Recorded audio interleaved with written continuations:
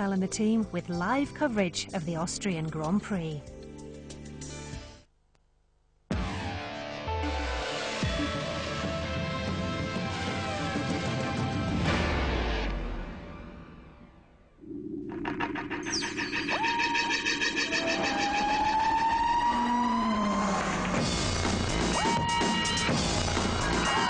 Formula One on ITV in association with Texaco.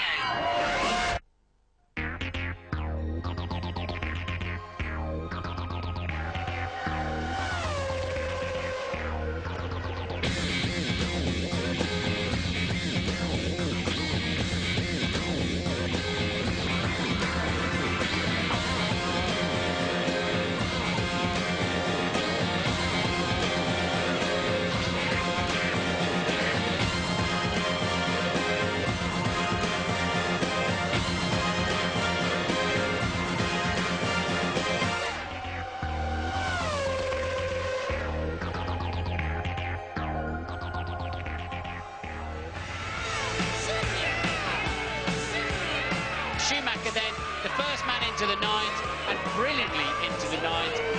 Now that is an incredible time. It is 6/10 of a second faster than Rubens Barrichello, and it's 8/10 of a second faster than Mika Häkkinen. It's one of the shortest and quickest laps of the Formula One year. Spielberg's A1 ring presents very special problems. Welcome to race day in Austria. Hello there, this is the only racetrack where you can see snow up there on the mountains. Those slopes aren't that far away, but today conditions absolutely perfect for racing on the tarmac. This is Michael Schumacher's bogey circuit, but he stuck the Ferrari on pole and comes here on top of the championship standings as well. 8 points clear of David Coulthard after that lucky win in Spain. Coulthard, though, he's been second in Austria for the last 4 years. Barrichello, well, he loves this place. Ralf Schumacher is based in Salzburg. Heidfeld has done well for Sauber. Trulli, though, starts just ahead of him. Now then, Tony Jardine, Michael Schumacher has never won here. You might just remember what happened to him last year as well. And it could happen again if you look at who's around him on the grid. He's got Juan Pablo Montoya next to him, the man who overtook him in Brazil. But Michael Schumacher started from fourth, and Overzeller Zonta, who started sixth behind him, hit him from behind. Off he spun. Jarno Trulli went into him. Look at him interlocked there, and Michael Schumacher was out, and you saw Ralf Schumacher being caught out there as well. This morning, electrical problem with the spare car, and this man is at his peak of his fitness. He said, "I'm much fitter than I was this time last year." Goodness help the opposition this afternoon. Very fit, went back, took his race car. They fixed his spare car as well. Ferrari in very, very good shape, but it's all down to the start. What chance that the two Williams cars will run away from Schumacher at the start, then? Very good indeed, because requires more than 60% full throttle here, power circuit. Gerhard Berger's BMW man, so that's good for us. Juan Pablo Montoya here took second place from his teammate Ralf Schumacher, preventing the brothers on the front row, as in Brazil. They're looking good, but it's a question of tyres, and I'm sure James will update us on that later on. I'm sure he will. Thank you, Tony. Let me just confirm the grid for you then. Fifth pole out of six for Michael Schumacher. Montoya, first podium in Spain, first front row here in Austria. Ralf Schumacher in the second Williams. That is a great effort. Then Barrichello, Trulli and Heidfeld, both ahead of the McLarens. Irvine's Jaguar 13th as normal, and poor Jenson Button down on the back row. The sad truth is we expected that. A big shock, though, to see the McLarens down on the fourth row. Why is that? Well, that's what Louise Goodman has been trying to find out. McLaren topped the timesheets from the first free practice session on Friday right through to the start of the qualifying hour. Then, just when it really mattered, things started to go wrong. Never mind battling for pole, Häkkinen and Coulthard were struggling just to make it into the top 10. The team eventually recorded their worst qualifying performance in almost 4 years. Clearly a very disappointing session for everyone in the team. We didn't perform as fast as we'd gone in the morning session. So, you know, considering we're running less fuel, and you know we've had some problems with the oversteer, and we just haven't been able to attack the lap. It's quite a big disaster. We lost from the pole position maybe 7, 8, 10. So it's quite a big gap.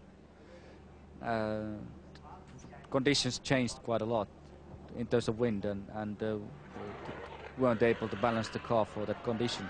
McLaren has to understand and analyze it,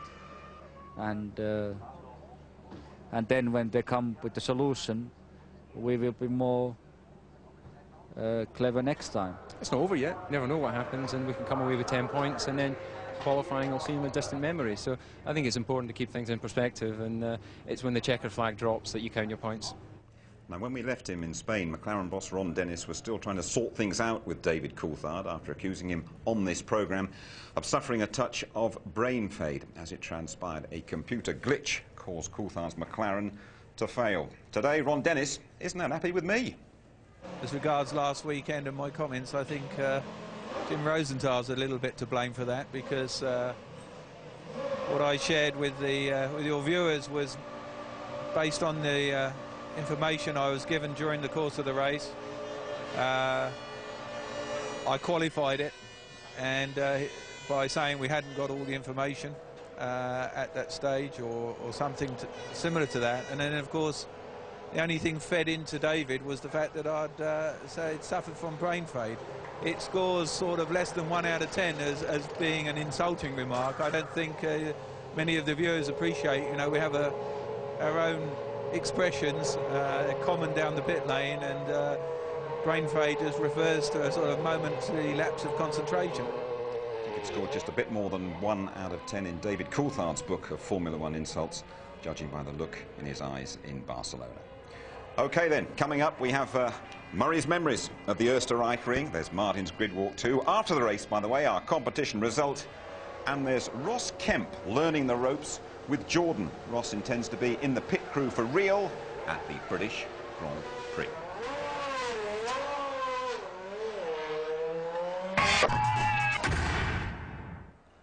Beautiful day at Spielberg in the Styrian Mountains in southern Austria, around 3 hours drive from Vienna. We've been coming to the A1 ring since 1997. They took just 280 days. They spent £15 million on the new circuit. But this site has Formula One memories dripping off the trees.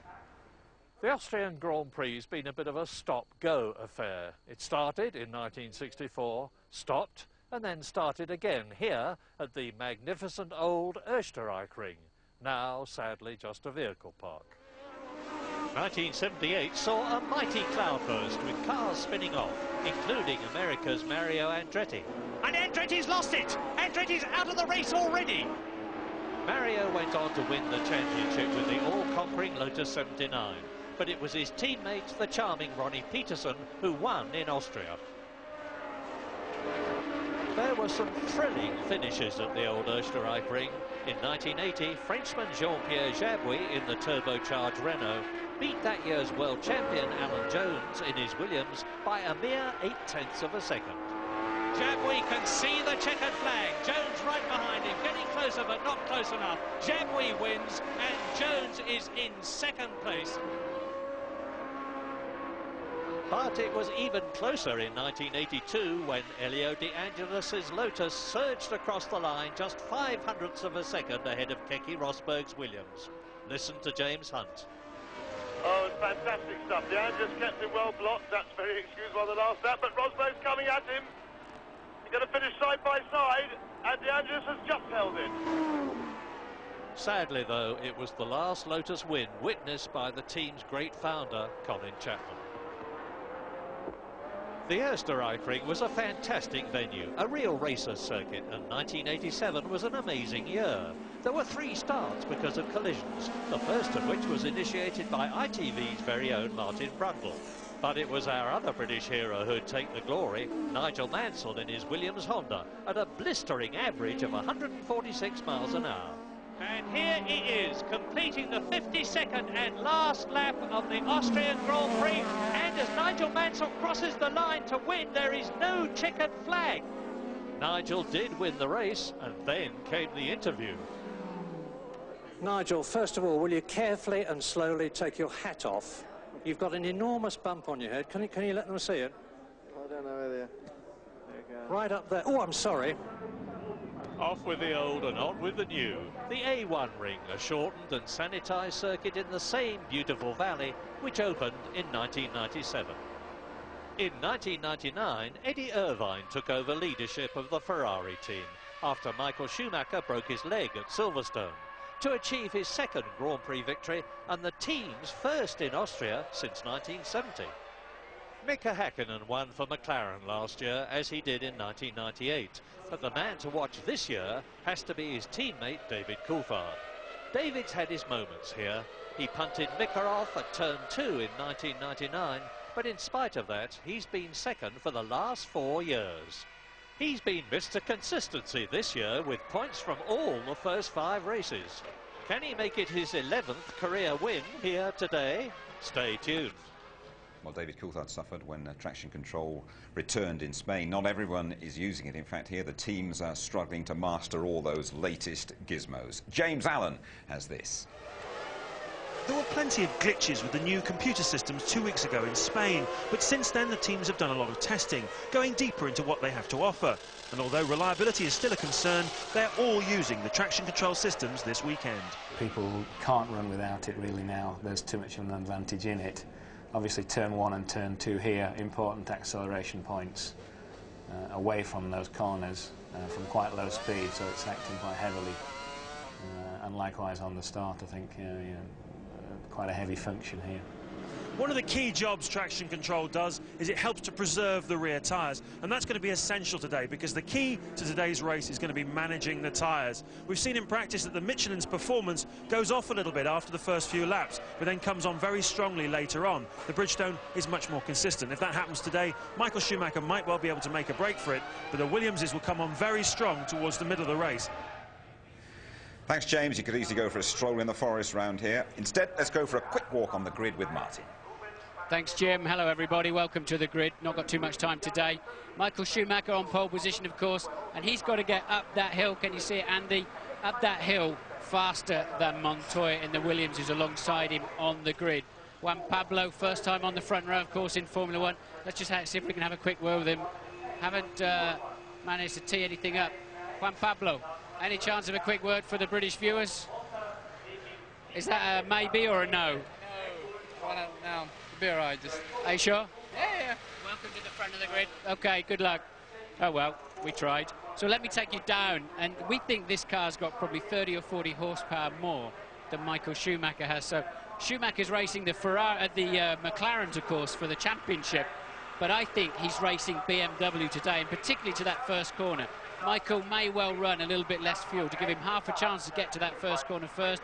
Big shunt last year here on the first corner, as you know. Big shunt yesterday in the Formula 3000 race. Tricky area. Plus, I think Ferrari still have overheating brakes as well. So a little bit less fuel, excuse me very much, a little bit less fuel before he has to get to that first corner will be critical. Ralf Schumacher, his brother, just behind him here. He could be in the same situation. Michelin tyres may grain, may go off a little bit for the first 10 laps and then come back to them. Williams BMW very strong today. Barrichello will be sitting there waiting, hopefully, to pick up the pieces. A new order on the grid today. New guys around for us. Montoya on the front row. Truly here in 5th place. You can already see him in the car. Häkkinen and Schumacher and Coulthard having a bad time. Back to you. Thanks very much indeed, Martin. We are all set. Last year, Michael Schumacher didn't get beyond the first corner. The Austrian Grand Prix is coming up for you next.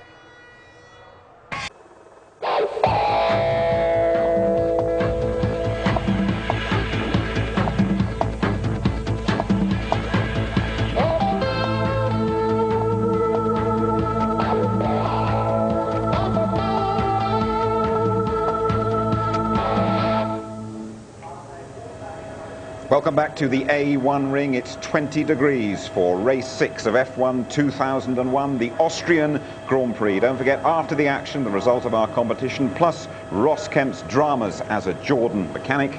But now we join Martin Brundle and Murray Walker. Beautiful day for it, Murray.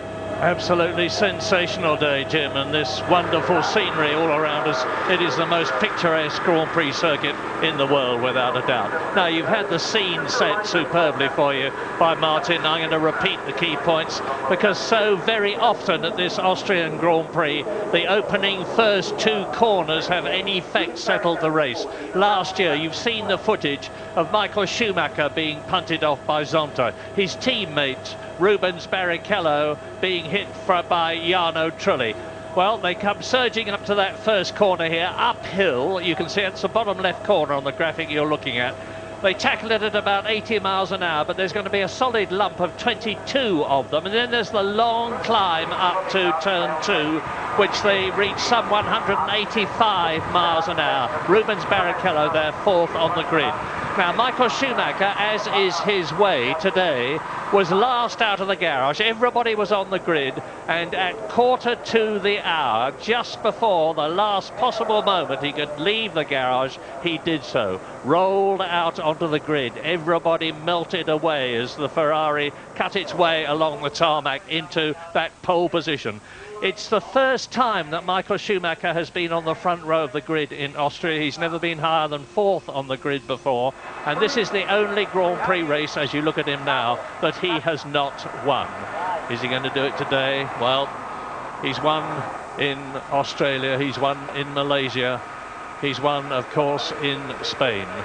And he's got these row of pole positions. Only one pole position this year has been denied him, and that was David Coulthard, the San Marino Grand Prix.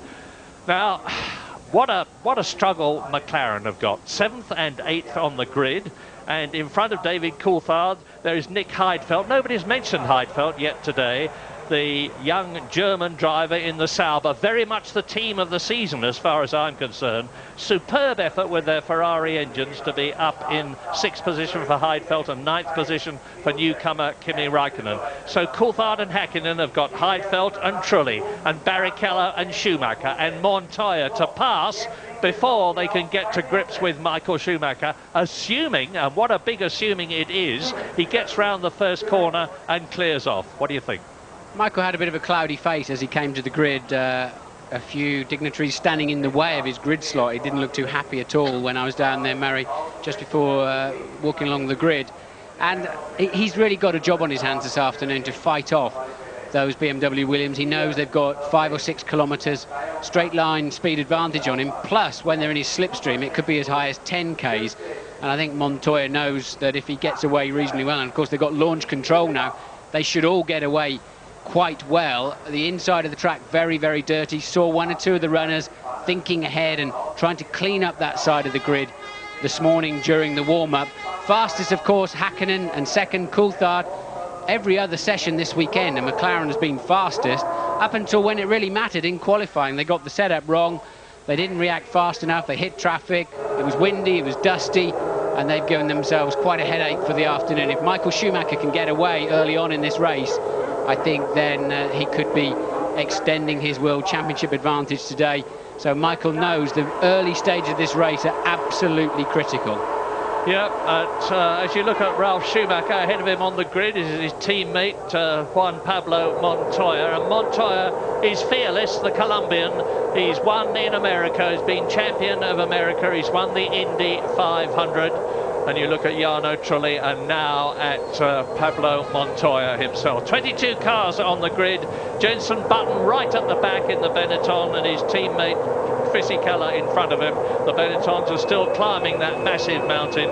Tasso Marquez in the European Minardi is 22nd on the grid, and any moment now the parade lap, the formation lap will begin. Now there are 71 laps in this race. It's a short track, 2.7 miles long, and away they go. Talk us round, Martin.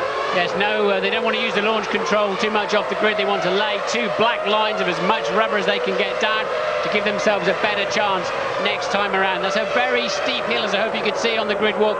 Up there into turn 1 means you can brake super late, but it's dirty on the inside. A long sweeping straight then down towards turn 2, which has another uphill arrival zone. And again, this does tend to be an overtaking slot, but it's got to be a willing party that you're overtaking into there. 2 cars cannot get around there safely at the same time. It'll almost always end in tears towards how the old track used to be now, just for a little while as they head down into turn 3. Tricky corner, the cars always look quite slow and clumsy through there. Bit of off camber, the track falls away from you. And cutting back now to the McLaren Mercedes-Benz pit. Hopefully we'll go back on track. Yes, we will, as they head through turn 5. A really fast left-hander where they lean right on the outside of the racetrack, straight into another left-hander. If you any problems out of one corner, you're straight into the next one. Tends to have a snowball effect. then a pretty easy turn 7 before they come over the crest here into the corner where they've all been flying off the racetrack through practice and qualifying. It's a high-speed arrival, something around 150 miles an hour over the crest of the hill there, and immediately feed the car in over a new white line that marks the pit lane entry. And this is the final corner where they have to launch off the curb, try to catch the car the other side, keeping as much throttle on as possible into gain once again that pit straight up the hill towards turn 1. So, just remember, it is this first turn that's going to be critical. Michael Schumacher nearest you on the right-hand side, then Montoya. Behind Michael Schumacher, his brother, Ralph. Behind Montoya is Rubens Barrichello. Then Jarno Trulli, Nick Heidfeld in the Sauber. And in row 4, the 2 McLarens as Jenson Button brings up the rear. The last grid, that is the 11th row of the grid. Look at Montoya. Watch for the lights when they come. There they are. It's going to be 5 when they all go out. The race will begin. There'll be a pause after the 5th light. And it's go. They get away. A good start. A brilliant start. And the 2 Jordans are left on the line. And up. And it's the 2 Williams in the lead already. Montoya leads. And Ralf Schumacher is in 2nd place. Michael Schumacher down to 3rd position. And look at that. Hakkinen 2, so we've got a Sauber, a Jordan, a McLaren. There's another car also on the grid, so launch controls are still not sorted out. We've got a Williams 1-2, a Ferrari 3-4, Coulthard then, too many cars to clear on the line, Murray. I wonder if they'll have to bring the safety car out. So many cars to get out of the way. Yeah, it's a very short lap. It's Raikkonen who is stuck down there. And off goes the Jordan, and they're pushing it away from the line. Let us hope that they are able to clear those cars, because it's a magnificent start for the 2 Williams BMWs, and Montoya leads a Grand Prix, as he did in Brazil, and it is Mika Hakkinen who is sitting on the line.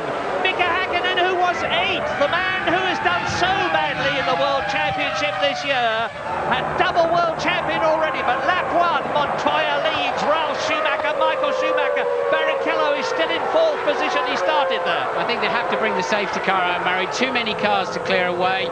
And let me have a look, see if I can see any kind of notice. The safety car is deployed, as you can now see on your screen. They cannot clear Hakkinen out of the way. He's not really in a super dangerous situation. Clearly they can't find neutral. There should be a separate reservoir of energy to pull that car into neutral. You lose all the hydraulic power when the engine dies. Should be a separate source of energy. It's not working on the McLaren. And when you see a replay of the start, both Williams BMWs flying off the line. Michael Schumacher appearing to get away well, but just not going anywhere once he got up to speed. And we saw 4 cars stalled on the line. You can see them bumping along. They're actually turning the engine over as they're trying to push that McLaren along. And really, he's going to have to get out, and they're going to have to crane it off. Mika says, I don't know, that's it. Shakes his head. Well, what a terrible, terrible season it is for double world champion Mika Hakkinen. 3 failures to finish already in Australia, in Brazil, and in Spain, where he had that problem. And here, again, it looks as though he's not going to even start the race. And here is the replay. Now, watch the 2 white and blue BMWs. Look at Montoya on the dirty side of the track. And what a sensational start from Ralf Schumacher. Straight past his brother. And his brother is challenged, but Michael Schumacher turns in. He's cleared that first corner this year. Martin, take this one again. Well, look, they're just having to dive all over the place. So many. I've never seen so many stalled cars on the grid. Both Jordans then, Hakkinen and Raikkonen, and no dramas at the first corner. We're missing some key players by the time we get there. And look, a Williams 1-2. Coulthard appeared to have a good start, look, virtually past both Ferraris, but then lost out somehow, is now back down in 5th place. And look at that, that's a sinking feeling in your heart if you're Eddie Jordan. And a disaster. All of these Fandango electronics, look, and they're just failing. They're failing the drivers, they're failing the teams. Just goes to show the best electronic brains in the world couldn't solve that problem. Now, with the safety car out, and there's the replay again, and that start from Ralf Schumacher's is one of the best I have ever seen in Grand Prix racing. Straight up to his teammate. Now, the order now, we're on lap 3, of course, with the safety car still out, with Montoya leading Ralf Schumacher in the Williams BMW, Michael Schumacher 3rd, his teammate Rubens Barrichello is 4th, David Coulthard, who started 7th, has gained 2 places, he's up to 5th. And here's that start. Look at Ralph, just hooked it up beautifully. But Montoya keeps the inside line, doesn't really squeeze his teammate. And Ralph, knowing he's going to have to yield, Michael just did not get away. Looked like there was much too much power being taken out by his launch control. Moved off the line. I stood looking out of the window while you were talking, Murray. Michael Schumacher moving away nicely as the lights went off, but just didn't go anywhere, and the Williams BMWs just launched, didn't they? But the start of the Austrian Grand Prix was not Ralf Schumacher, it was Eddie Irvine. 13th on the grid, 1-3, and he's in 6th position now in the Jaguar. I don't think he'll be expected to stay there because Jaguar are still working very hard on the car, but you can see him bobbing and weaving as he goes into the right-hander at turn 4.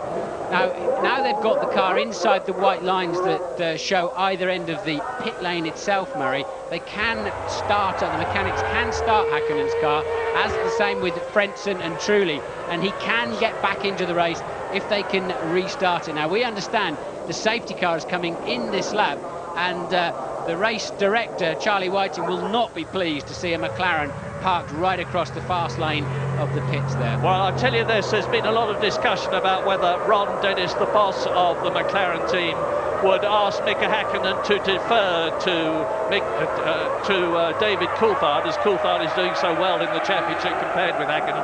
I don't think there's any doubt that that will have to happen now. It's going to be no points for Mika Häkkinen in this race, and David Coulthard is in 5th position as the race is going to restart. Now watch out, because they're all tied up together, and it's Montoya, Schumacher, Ralph, Schumacher, Michael, Barrichello, David Coulthard, then there's a gap to Eddie Irvine.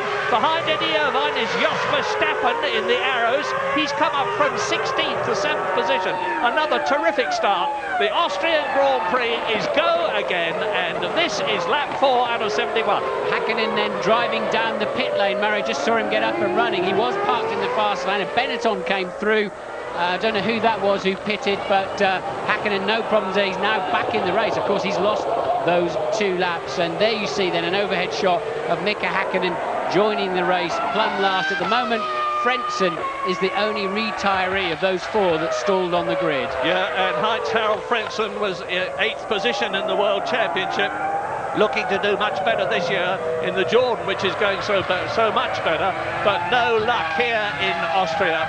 And it's still close up at the front between Coulthard and Montoya, just 2 seconds when this lap started. Shaking his head, sitting in the Jordan in the garage, Heinz-Harald Frentzen from Mönchengladbach, who's 3 times a Grand Prix winner.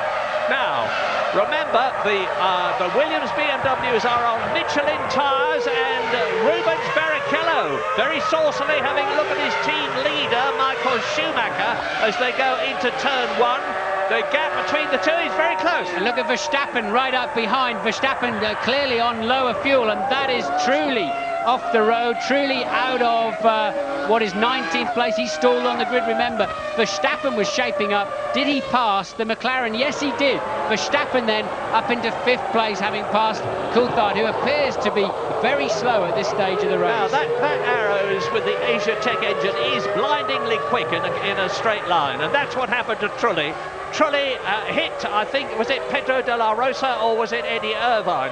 Whichever, it was one of the Jaguars. He is out of the race, so it looks as though both the Jordan drivers are taking an early bath, because we are now on lap 5, and Verstappen, I suspect, Mika Häkkinen tours in, retires from the 4th time in 6 races. He's only had 2 points finishes at the San Marino Grand Prix and Malaysia. Replay of Jarno Trulli going off at turn 1, lap 5 now. Well, Trulli would already been a lap down. Whichever Jaguar he was fighting, he would have been a lap down because of his start line problems, but already then in the gravel trap for him. And look at Barrichello hustling teammate Michael Schumacher, 3rd and 4th place. But Montoya then with a 1 second lead over his teammate. Barrichello shaping up then to have a look up the inside into turn 2. Can he make it round Michael Schumacher? That was close. Yeah, I'll have you chop your nose off, says Michael Schumacher. And Jos Verstappen, look at him in the air. Now, I was saying earlier on, I suspect he's on a 2-stop strategy. That car is blindingly quick in a straight line. We saw him do wonderfully well in the Malaysian Grand Prix in the wet. They seem to have a very good control system on the car. But Verstappen and is closed right up now to Rubens Barrichello in the Ferrari. Race order, lap 6, Montoya, Ralf Schumacher, Michael Schumacher, Rubens Barrichello. There's 2 seconds covering the first 4, covering the first 5, and Jos Verstappen has just made the fastest lap of the race so far in the Arrows. Michelin tyres, 1st and 2nd, Bridgestone 3rd, 4th and 5th, and in 6th position, David Coulthard is in the points. David Coulthard started 7th, he got up to 5th, he's been passed by Jos Verstappen. An incredible drive by the Dutchman, Jos Verstappen in the orange Arrows. He has a look at Barrichello. Barrichello does not have a look at Michael Schumacher this time. It's coming up to turn 2 that Barrichello starts to close, or has done in the past, on Michael Schumacher. But it looks as though Michael has got the legs on his teammate at the present moment as Montoya, Ralf Schumacher, Michael, Barrichello, and it is Williams BMW, Ferrari, Ferrari. What a change at the front. The McLarens, only one of them in the points and the other out of the race. Well, we saw Montoya carelessly leading the Brazilian Grand Prix, of course, Murray. We wondered if he'd feel under pressure leading his first Grand Prix back then. He made no mistakes at all until, ironically, Verstappen ran into him as he lapped him. But there's a good squabble down the field, and that must be Irvine, Panis, Villeneuve, and Bernoldi in the second Arrow. So we're looking there at 8th, 9th, 10th and 11th, and as you can see, it's very close. Yeah, the 2 Arrows are doing well. Bernoldi, Enrique Bernoldi from Brazil, new to Grand Prix racing, Formula 1 this year, and the Williams team in the garage look impassively at their man as they cross the line. And already we have exceeded 1/10 the distance in the Austrian Grand Prix, and Jos Verstappen driving magnificently. Now, that is Heidfeld behind, no, it's Raikkonen. Kimi Raikkonen in 7th position behind David Coulthard, the man in the points in the McLaren. And out of the race already, Heinz-Harald Frentzen, Mika Häkkinen and Fisichella has retired in the Benetton. 19 left out of the 22 who started, lap 8. Yes, it was obviously Raikkonen then who got away well. It was Heidfeld in the sister Sauber that stalled on the line, not Raikkonen. Heidfeld down in 18th, Trulli down in 19th. The other 2 stallers on the grid are both out of the race. Häkkinen and Frentzen, they're unable to get those cars running. You saw Häkkinen pulling in the pit garage, nose first. He knew his day was over. And now Verstappen's got up onto the back of Barrichello. Can't do too much about the Ferraris. Surely he's on a lower fuel load, significantly lower, I would imagine. Yeah. And as the main players now settle into the race, and the pattern begins to be set. So the question now is, what about fuel stop strategies? Well, I would expect Jos Verstappen to come in first, and if he's on a 2-stopper, he'll probably come in round about lap 23. We're on lap 9 at the present moment with the 2 Ferraris and Verstappen 3rd, 4th, 5th absolutely together. And if Verstappen's on a 2-stopper, I say he'll come in round about lap 23. If the others are on a 1-stopper, I think the earliest we can expect anybody to come in will be round about lap 38. But I expect everybody to stay out for as long as they possibly can. Start with a heavy fuel load, come in late, take on as little fuel as possible to save as much time as possible, and then sprint out. And the Michelin tyres are going to be stronger, they believe, in the second half of the race than in the first. The Bridgestones are very stable throughout the race, and it's Michelin leading, Michelin second, and then the Bridgestone runners, the 2 Ferraris, and Jos Verstappen. And look how tight it is around the circuit. Now, I am surprised, Martin, that Michael Schumacher is not doing better than this. He got pole position absolutely magnificently. You think he's playing some sort of a waiting game? Doesn't look like it. I suspect he's quite fat on fuel, to be honest, Murray, and I'm sure Coulthard is, having had a poor grid slot. I'm sure both McLarens were on low fuel, but Montoya leads from Schumacher, Ralf, Michael Schumacher 3rd, and that was Bernoldi passing Eddie Irvine there. So Bernoldi making his way through the field, Barrichello 4th, Verstappen 5th, Coulthard in 6th. We'll be back shortly.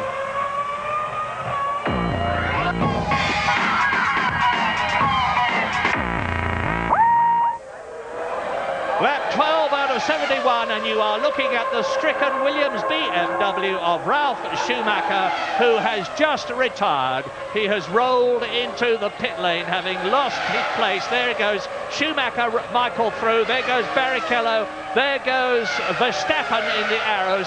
So Verstappen is now up into 4th position, and Montoya is being pushed very hard indeed. If that's the replay then of Ralf Schumacher falling out of the race, some kind of technical problem on the way into turn 3.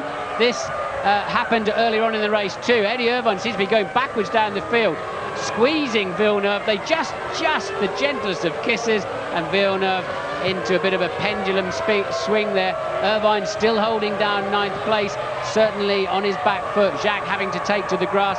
Yeah, he lost it initially, didn't he, off of the actual curbing and grass on the way in, as Eddie probably didn't see him coming up there. So Jacques will recover from that spin.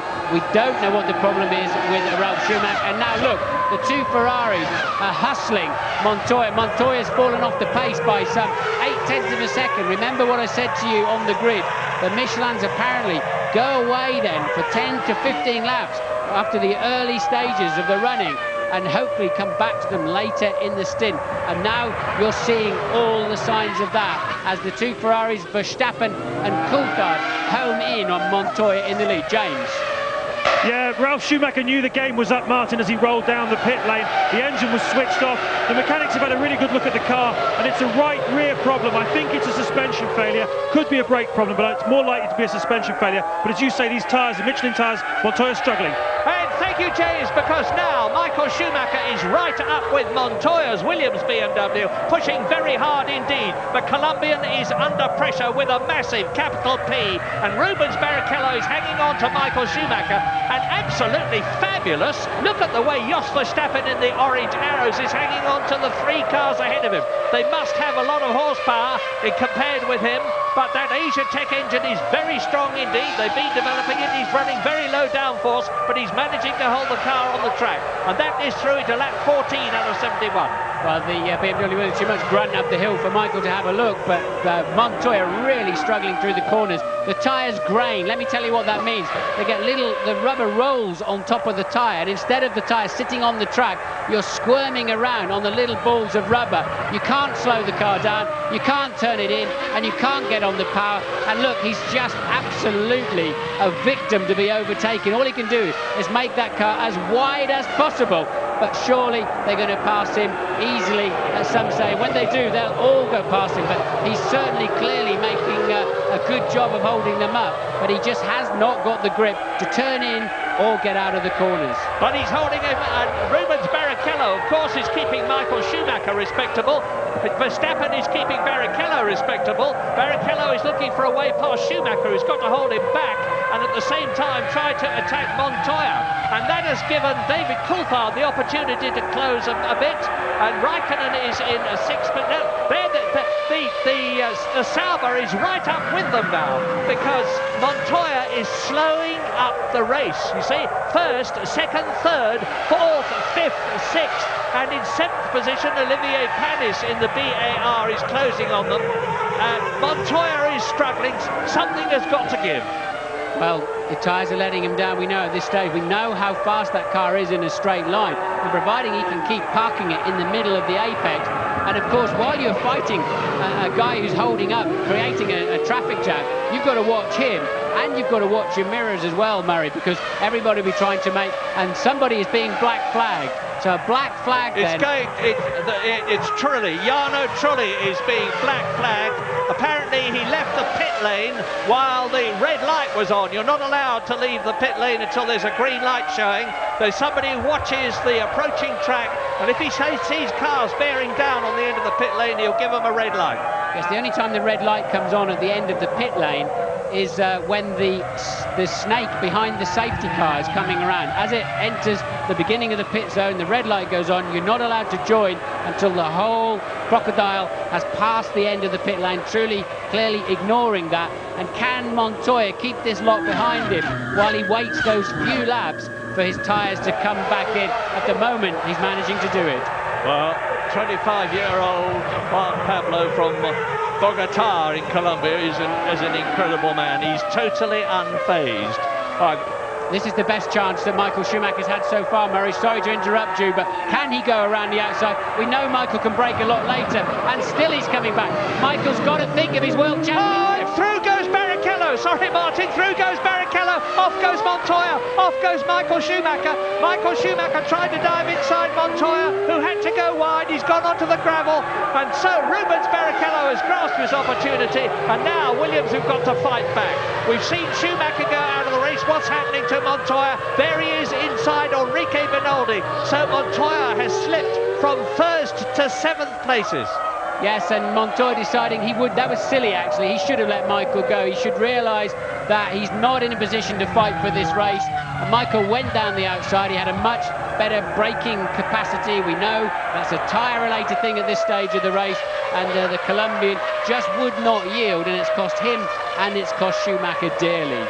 Question for historical enthusiasts. When was an Arrows last on a podium position? A long time ago, and it's Jos Verstappen now in 3rd position. The Hungary 97, remember Damon nearly won the race, lost it on the very last lap at the Hungaroring, but Verstappen then very fast, whatever fuel load he's got in that car. So Montoya has got a clear track in front of him, but a lot of cars in front of him.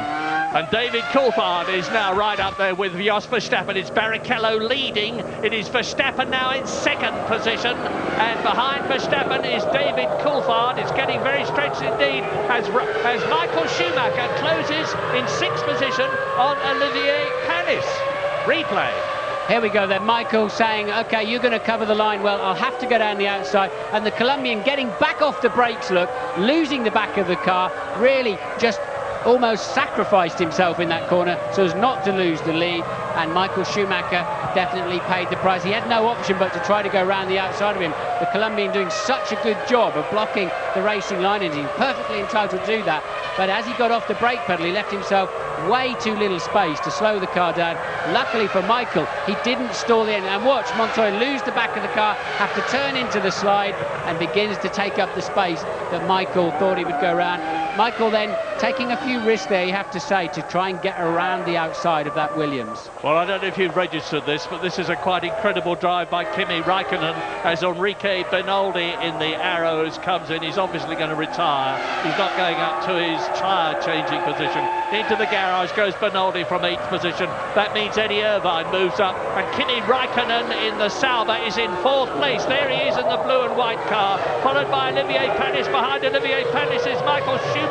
Fastest lap of the race, Michael Schumacher, 1 minute 12.2, and that is about half a second outside the lap record. Yeah, Michael over a second faster than anybody else while he closed the gap to Panis, obviously recovering from that turn 2 incident with Montoya. A man with a smile on his face at the moment will be David Coulthard, his main championship protagonist, now behind him. His teammate once again out of the race, Häkkinen stalling on the grid and never really getting his car up and running. He must surely know that Verstappen in 2nd place will be stopping earlier than he does for fuel. So Coulthard feeling pretty happy with life. The only problem he's got is that Michael Schumacher is still very much in this race, albeit 6th place right now. Lap 19 then out of 71. You see in front of you the top 7, but here they are again. Rubens Barrichello leading the Austrian Grand Prix from Jos Verstappen by 6/10 of a second. David Coulthard, who started 7th, is now 3rd. Kimi Raikkonen, who started 9th, is now 4th. Olivier Panis in the BAR 5th. Michael Schumacher, who slipped off, is now up into 6th position and challenging. Montoya, who was leading, is in 7th place. 8th is Eddie Irvine. 9th is Villeneuve. 10th is the 2nd Jaguar of Pedro de la Rosa, driving in his 2nd race for the team. They're doing much better here. Retirements. Frentzen is out. Häkkinen is out. Fisichella is out. Ralf Schumacher is out.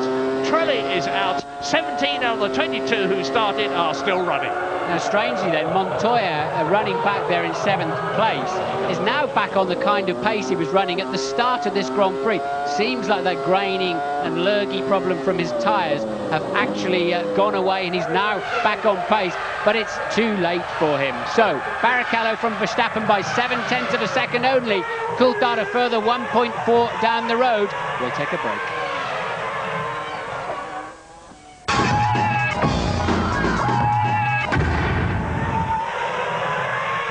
Lap 22 62 out of 71 then, just approaching 1/3 distance as you look at Juan Pablo Montoya in the Williams.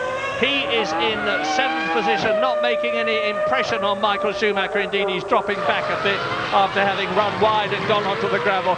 But Michael Schumacher, and there he is in 6th position, has not managed to get ahead of Olivier Panis in the VAR. Panis can't do anything about Kimi Raikkonen, who's in 4th place in the Sauber.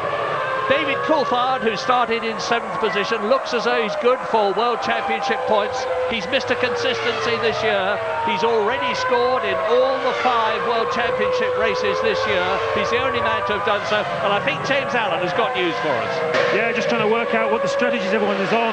Rubens Barrichello, David Coulthard, Kimi Raikkonen, Olivier Panis and Michael Schumacher, I reckon, are on quite a lot of fuel. They can go perhaps as long as lap 44, 45, 46 if necessary. Verstappen, we've said, is lighter on fuel. I believe Montoya probably is as well. So that means that Raikkonen is looking very good here. But the guy to focus on for me is David Coulthard. I do believe that with a bit of patience and the McLaren, who have a fantastic pit stop record, they can actually win this race here today if Coulthard is a little bit lucky. Yeah, and at the moment, Michael Schumacher's on 1 World Championship point, and David Coulthard is on 4 World Championship points for 3rd position. So he's closing the gap by some 3 points, and he's 8 points behind Michael Schumacher in the championship at the present moment. But there's a long, long way to go in this race. David Coulthard, there he is, supremely fit.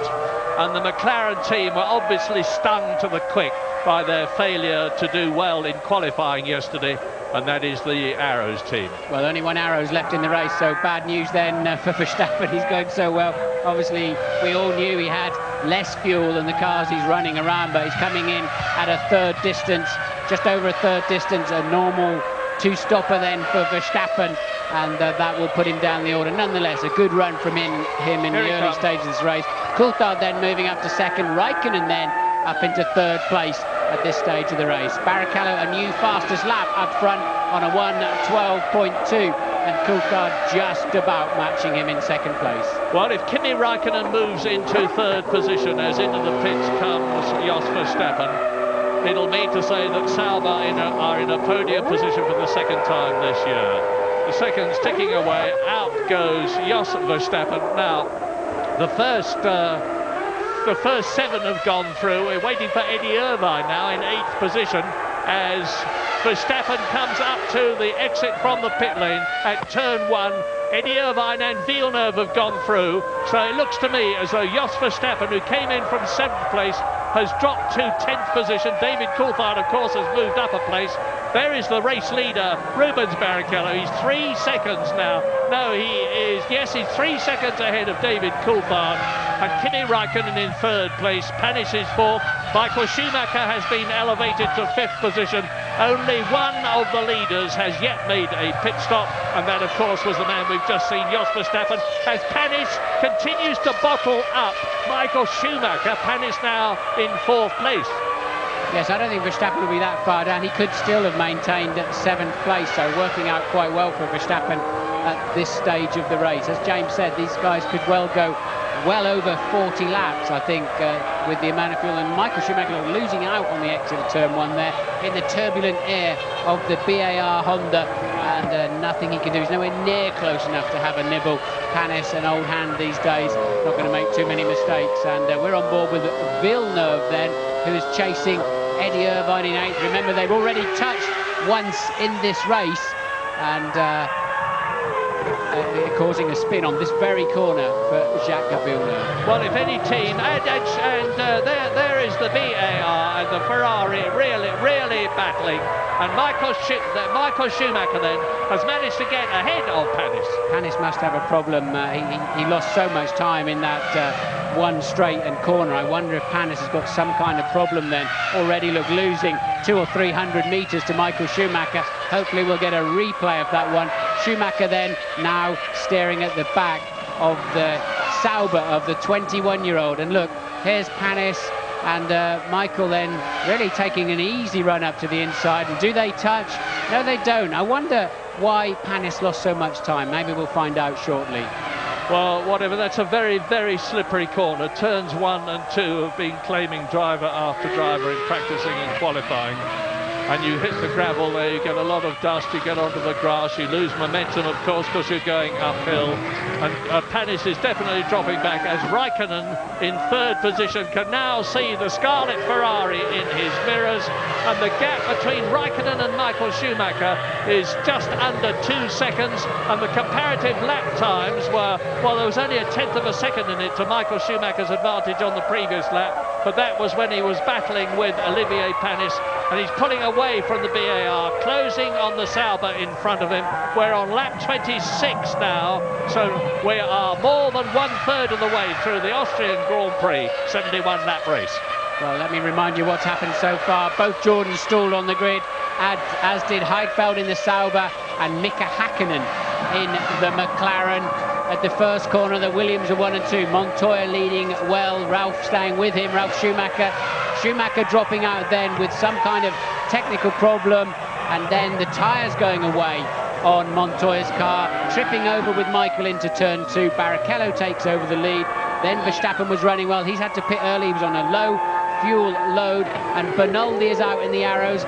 He retired mechanical problems. Truly black flag disqualified for leaving the pits under the red light while the safety car was going past. And Ralph, I've talked about Fisichella, just a retirement early on. Hakkinen and Frentzen never getting up and running in this race after stalling on the grid. As you look at the battle for third position, Kimi Raikkonen in the blue and white Sauber Petronas Ferrari engine is being challenged by the Ferrari, the Ferrari of Michael Schumacher, who's taken 1.6 seconds out of his 1.9 second lap. And is that a McLaren? I thought it was a McLaren. It was a Minardi. It was Tasso Marquez who was slowing up. And Michael Schumacher now, there he is. There is Marquez in the European Minardi touring out of the race. Well, he was in 15th position ahead of Nick Heidfeld, who had the bad start, of course, in the second Sauber. He's still running now in 15th position, but he is a lap adrift. Kimi Raikkonen continues to resist the efforts, the sterling efforts of Michael Schumacher to get past him, but surely it must be only a matter of time. The Ferrari is quicker, and look at the experience of Michael Schumacher compared with Raikkonen. It'll be interesting to see how Raikkonen handles this. He's been so supremely impressive and confident in these early stages. Michael, great drive there out of turn 2.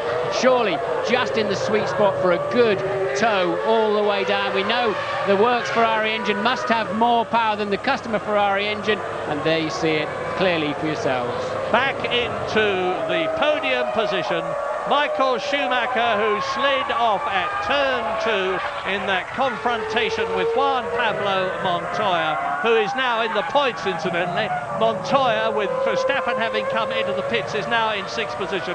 Replay as at the Grosser curve, Schumacher takes 3rd position. Interestingly, Schumacher holding his hand up to Raikkonen to say thanks for letting me through. I think it's really thanks for being mature and sensible about this. I don't think Raikkonen was making it too easy for Michael Schumacher. Michael feeling the need to thank him. And there's Michael lining up. Must have been a replay earlier in the race as he was lining up to pass Panis. Probably getting on for another 20 laps before the leaders come in for their sole pit stop. But the top 6 on lap 29 out of 71.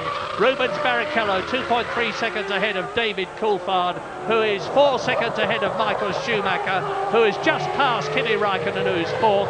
5th is Olivier Panis in the BAR. 6th is Montoya, the previous race leader. We are leaving Spielberg, but come back to us soon now.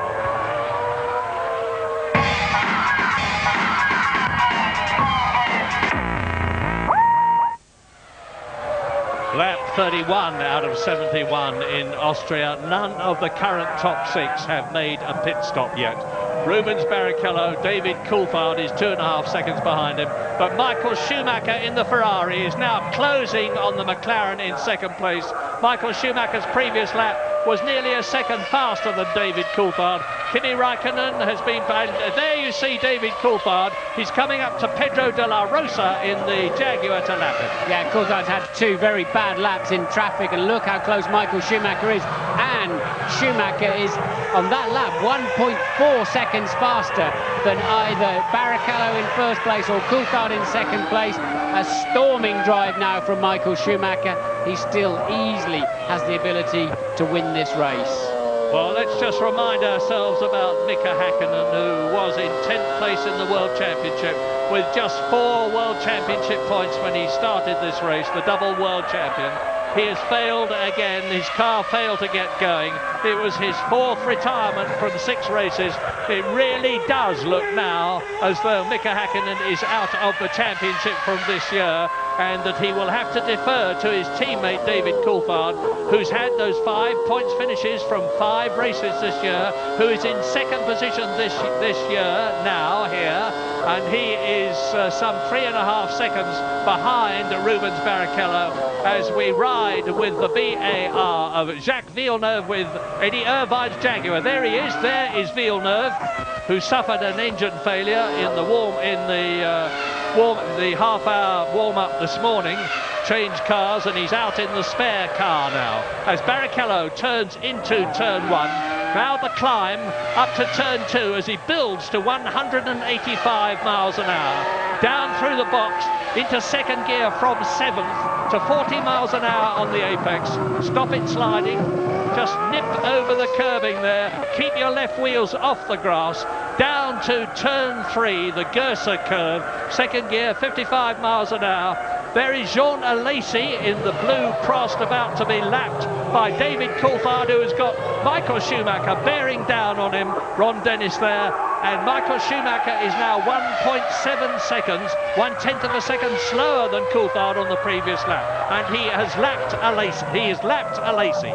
And does Michael Schumacher get held up? Yes, he does, slightly behind Alesi. Alesi now yielding, but cost Schumacher there just a little bit, and Coulthard now with a bit of breathing space in front of him has fallen to 3.8 seconds behind. The traffic has not played into his hands at all, and both Ferraris gaining, Coulthard now very much the meat in a Ferrari sandwich. Yeah, we ought to be seeing some pretty quick laps soon because the fuel load is dropping all the time. Of course, the best lap we've had so far was Michael Schumacher, 1 minute 11.6, which is actually a new lap record. David Coulthard created the lap record last year, 1 minute 11.78. So Michael Schumacher has already broken the lap record. His fuel load is dropping. The weight of the car is going down. David Coulthard, Michael Schumacher, and the gap just over 1.5 seconds. But Michael Schumacher is going faster on this lap than he's been before. It's exactly as I was just saying. As the fuel load goes down, he goes faster. He's just gone through the first of the 3 sectors on this circuit, faster than anybody. But what a battle is developing behind him, because we've now got lapped cars, and it's happening all the way down the field as Raikkonen and Panis and the others close up on them. Yes, the big fight then is Montoya you're now looking at, closing in on Panis. 5th, Panis 6th. Montoya, remember, he fell back to 7th when he had the near coming together with Michael Schumacher into turn 2. And there's clear air at the front. Now we're going to see who's got the pace. Villeneuve then passing, and Montoya, I think that must be Eddie Irvine with some kind of problem. Louise. And sadly with Mika Häkkinen, Mika, the 2nd race in a row we've seen the McLaren fail to get away off the line cleanly. Presumably it's your electronics yet again? We simply don't know. We simply don't know. The team will investigate tonight and also tomorrow whole day to understand what has happened, and we don't know, was it my mistake or was it the technical failure in the car? It's very complicated to see that. So many races into the championship now, so few points on the scoreboard. Is this the end of your championship hopes? Well, it doesn't look too promising, does it? Thanks, Mika. Oh, bless him. He's a lovely bloke, very phlegmatic about it, because Mika Häkkinen, as I said earlier on, had only got 4 World Championship points compared with Michael's 36 when the race started. He's got no World Championship points from this race. Michael Schumacher, if he finishes, is going to get at least 4, I think. And he's continuing to challenge David Coulthard. But now the interest is developing with the Bridgestone and the Michelin tyres. The top Michelin driver is Montoya, with Ralf Schumacher, his Williams teammate, out of the race, and Montoya is 6th. New fastest lap then of a 1:11.1 for Michael Schumacher. As I said, clear air at the front. And what did Barrichello do? A 1:11.8. Coulthard a 1:11.4. Michael Schumacher a 1:11.1. So there you can see the pace, and Michael Schumacher, this is critical for Coulthard. He knows that if he lets Schumacher pass, Surely Barrichello will be told to yield. If it's a Ferrari 1-2, Barrichello will have to yield, and it'll be 10 points for Michael and 4 points for David if he ends up in third place. So he's somehow got to stay ahead of that Ferrari of Michael Schumacher's so that Ferrari cannot bring team play into it. Yeah, at the present moment, with the Ferraris first and third, they're on a potential 14 Constructors' World Championship points, compared with McLaren's 6 for David Coulthard. So the gap is extending by 8 points, and Ferrari were already 18 points ahead of McLaren. Ferrari, who won the Constructors' Championship in 1999, but lost the Drivers' Championship, and then they won it again last year, of course, so they're looking for a hat-trick to prove that they really are back at the top of Formula One, as historically they have been in the past, but they've had major gaps. Now, there is the Sauber diving out to take Jean Alesi, pursued by Montoya and Panis, there is Montoya. He is in 6th position, and you're looking now, the battle for 5th and 6th, Panis and Montoya. Yeah, strange. We saw Panis really fall away from the pace, didn't we? And Michael Schumacher passed him easily in a straight line. Whatever his glitch was, it's fine now. So Raikkonen 4th, 2.2 seconds ahead. Then you can see Raikkonen at the front.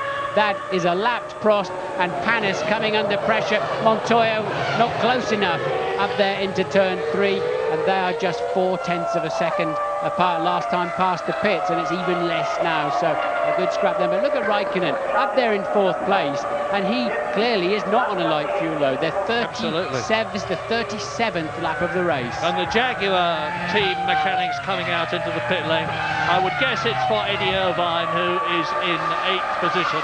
There's quite a gap between him and Jos Verstappen. He's got Jacques Villeneuve right behind him, and Montoya is continuing to press. Now look at the gap between Raikkonen. There is Alesi about to be lapped. And Panis running wide in the last turn. Montoya then just easily breezing up the inside, and Panis will not get back as they head up into 1. So Montoya takes over 6th place. And Michael Schumacher is continuing to fly. He's now less than a second behind David Coulthard. Replay, Alesi in the blue car. Montoya dives inside. Panis's VAR gains the place. He's up into 5th position with Raikkonen, Schumacher, Coulthard and Barrichello ahead of him. We're looking at Rubens Barrichello, the man who won the German Grand Prix last year for Ferrari. His sole win for the Maranello team. Eddie, and the Jaguar exits the pit lane. Della Rosa it was then that Jaguar were waiting for, so from 13th place Della Rosa came in for a pit stop. He's been lapped already. Everybody up to Jacques Villeneuve in 9th place has been lapped at this stage of the race, and it's really a head-to-head between Coulthard. It's 11.6 for Barrichello and 11.3 for Coulthard, and 11.288, just 0.8 of a second behind then for Michael Schumacher. Not much to choose. So who is behind Schumacher that you're looking at now? Well, Raikkonen is 4th, Montoya is 5th, Panis is in 6th. Those are the points position. Jos Verstappen, who was going so well in 2nd place, is still close to the points. He's 7th position in the arrows, having made 1 pit stop, the highest runner to have stopped. Eddie Irvine is still out there, 8th position. Jacques Villeneuve just behind him is 9th. Jean Alesi, who you've just seen lapped by the 3 leaders, is 10th. And Jenson Button in the Benetton, by virtue of staying out, although he's been lapped, is higher than he's used to this year. He's in 11th position. And here in Austria last year, Jenson Button finished a fine 5th in his first Grand Prix year for the Williams team. Now, Button then in 11th place. Bertie in the Prost is 12th. Both the Prost are still running.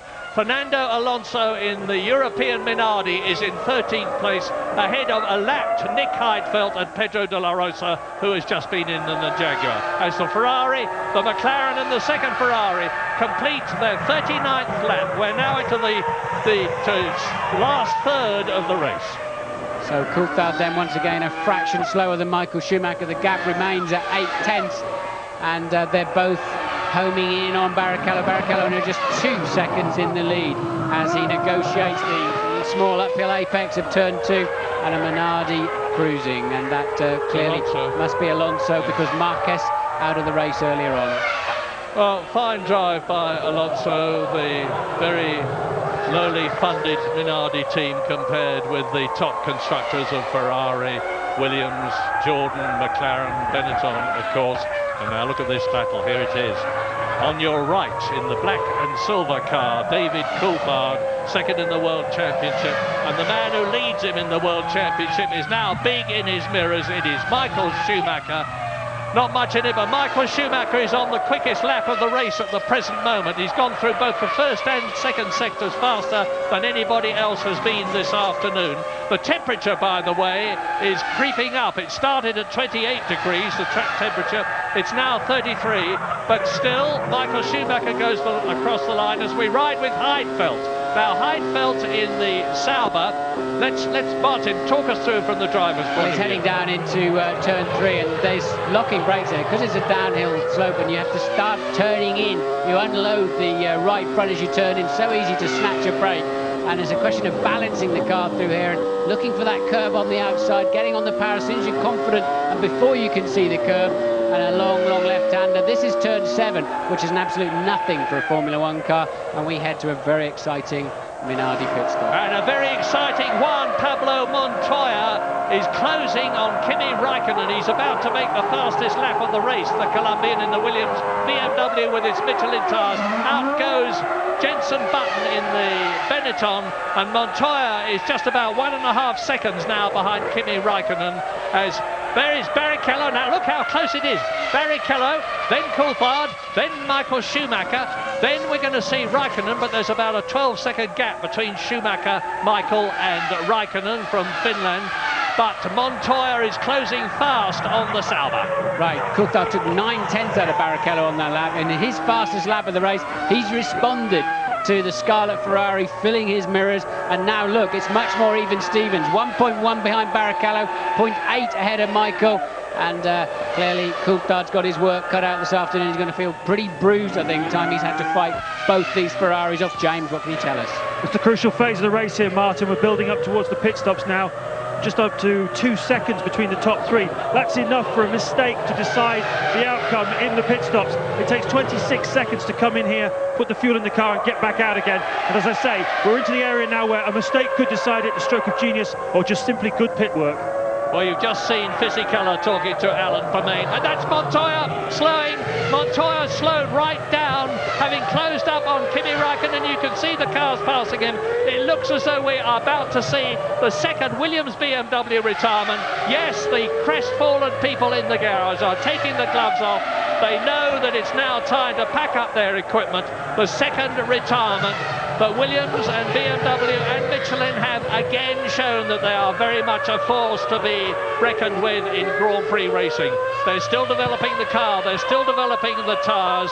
They've done a fabulous job, but the Austrian Grand Prix is over for them, and that means to say that Panis will now be in 5th position, and Jos Verstappen, the gallant Jos Verstappen, who made that early pit stop in the Arrows, having been in 2nd position, is back in the points.